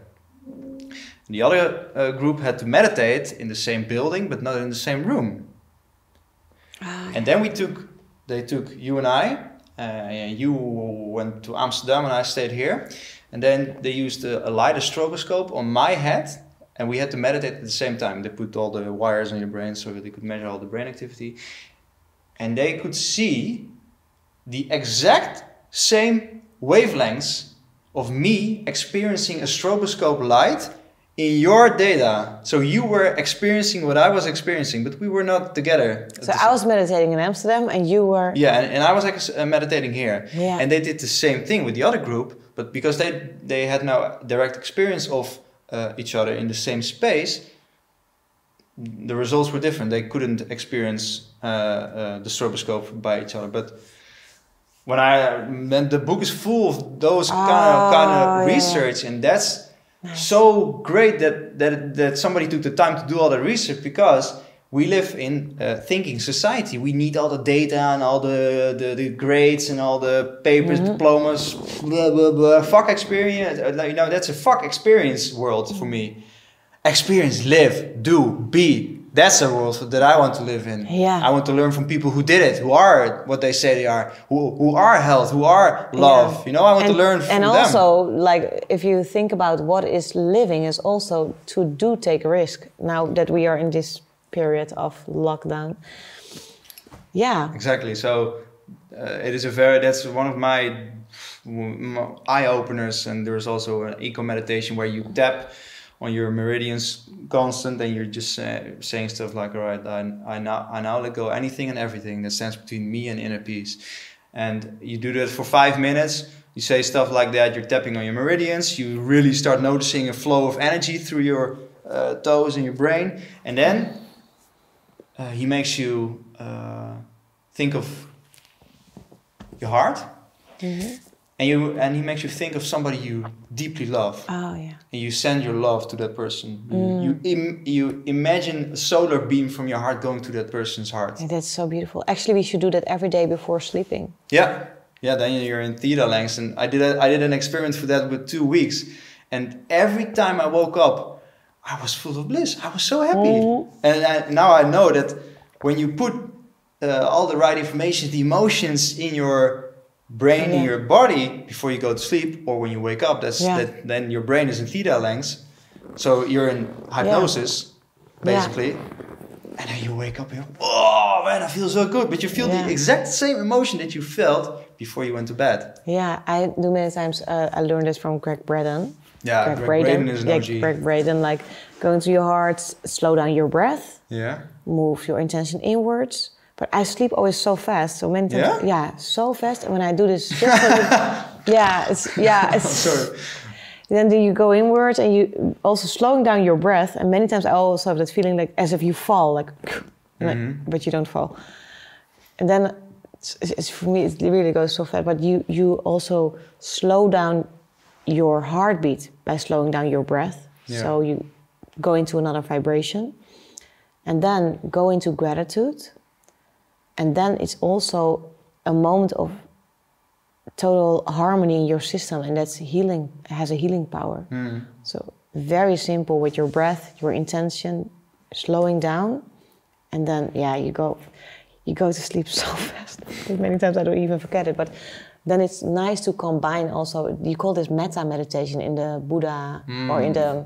I learned that with the Vipassana silence retreat. Have you done that? No. Yeah, metta meditation. Not yet. That's it's also it's really special. But to vibrate. So that's also something that I realized in this period even more.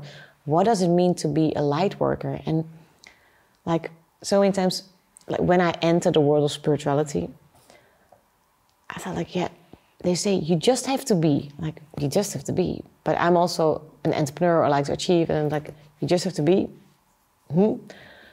And then I start to learn, everything is vibration. And now I understand, especially this time, there's a lot of meditation going on, group meditation, that when we meditate together, we have effect on the energy field, on the quantum field, and we create different vibrations. So with these vibrations, a different reality. Do you know the Schumann resonance? Exactly. That's what I'm talking about, yeah, exactly. So now I understand. So if you go into your heart, it really is true that I can send love. And also something, again, I learned from plant medicine. But in the beginning that I woke up and then into the spiritual world, like, But it's really true, also what you're saying, that they can measure it. Yeah, that's also a very big part in the book. They are measuring activity in magnetism in certain places on the Earth. And they saw with a certain crisis at a particular point on the Earth that the resonance changed drastically. 9/11, for example. Yeah. Oh, but I want to add something about this heart. What I said is to also harmonize your heart and brain. It's a heart-brain coherence, to let your heart and brain work together. So many times we learned to first think and be smart here. Yeah. But this is eventually you learn heart, and then the head will support this. Yeah. I'm curious. I think there's also the Dassingers also describes that your heart has a certain frequency. I think it's 5.26 hertz, and it's the same as the core of the Earth. And your brain has the same frequency as the sun. And also when you look at the hypothalamus, it goes into a shape. They call it the golden circle. That everything in life we like, if it has a certain shape, it's all directed to the way our brain is shaped. And spirals in life, we love spirals. Yeah. That's why also we love this Venus project, because that's also with the shapes of nature. Sorry. Exactly. Yeah, it's organically, it's circular, and everything is a circle in life, like life, death, cold, warmth, no sound. Yeah. Like the citroenzuurcyclus. I'm not sure how you call But it. also I'm thinking about if a plant grows, if you have just grass, it grows in a spiral. Yeah. If you would film it. Yeah, yeah. And that's because the sun goes like this. Oh, so it's following so the the light. light, of course. And the Earth is also doing this in a rotation. So it's not, the Earth doesn't go in a straight line. It's constantly moving its direction. So the plant is just a result of its environment, and that is Of course. light and magnetism. Yeah, that's So- beautiful. Great. Yeah, I think I want to go to my friends. He's waiting for me. Yeah, sure. All right. Then I'll do the last questions. Oh, wow. We have to. All right. What was the worst and the best day of your life? The worst and the best day. Yeah, I would say the best day of my life was my very first ayahuasca experience. It was a rebirth. I could remember who I am, and for me that's the biggest quest without knowing that I had this quest. So that's the best day. But also afterwards, the worst day came when I felt like a failure because I couldn't follow up on the normal Insights or on the normal life, and I felt like a failure. And I remember that it was at a Christmas, and I also wanted to break up.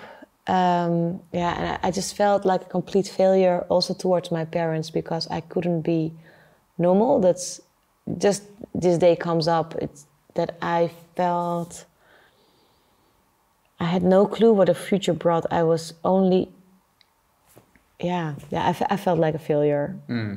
Yeah. Well, turns out you're not a failure. No, and I even didn't want to celebrate Christmas with them.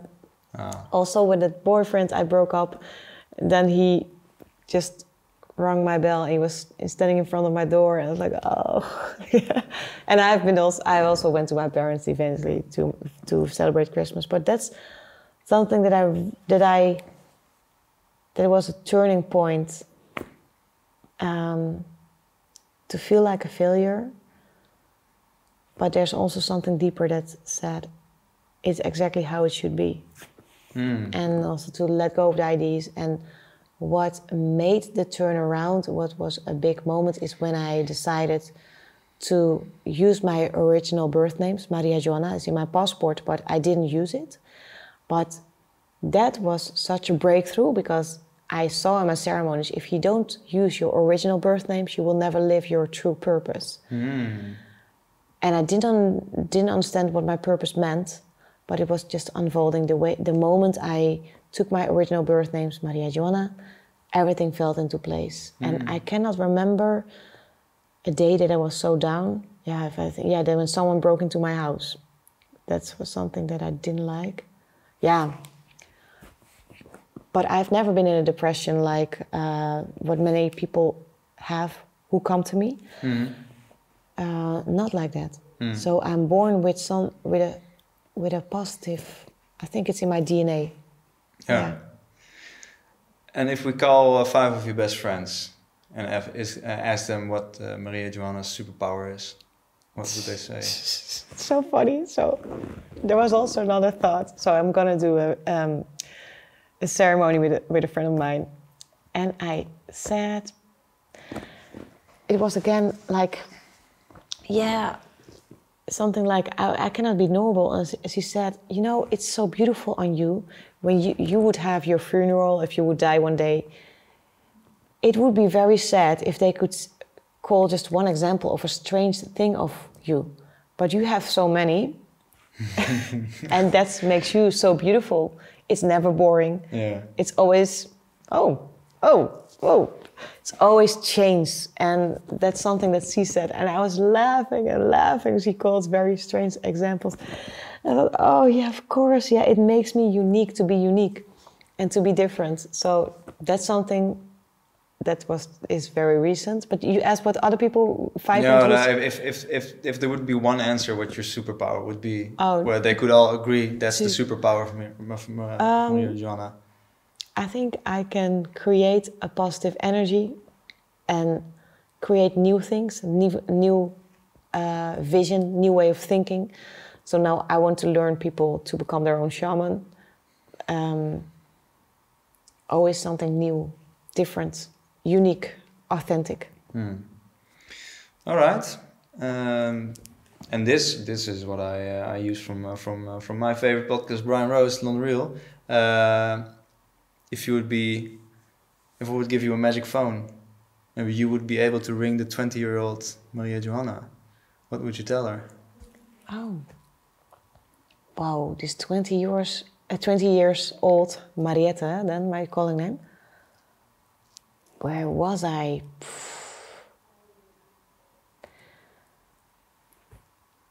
I would just say follow your heart and trust that everything is fine.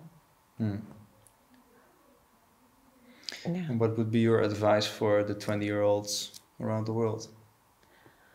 But also dare to be different. So that's something that really helps me. Dare to be different. Dare to be unique. Even when it sounds crazy. It's your truth. Live your own truth. Because I think a big reason why there's depression in this world is that because people are not truly living from their hearts, not truly expressing their soul.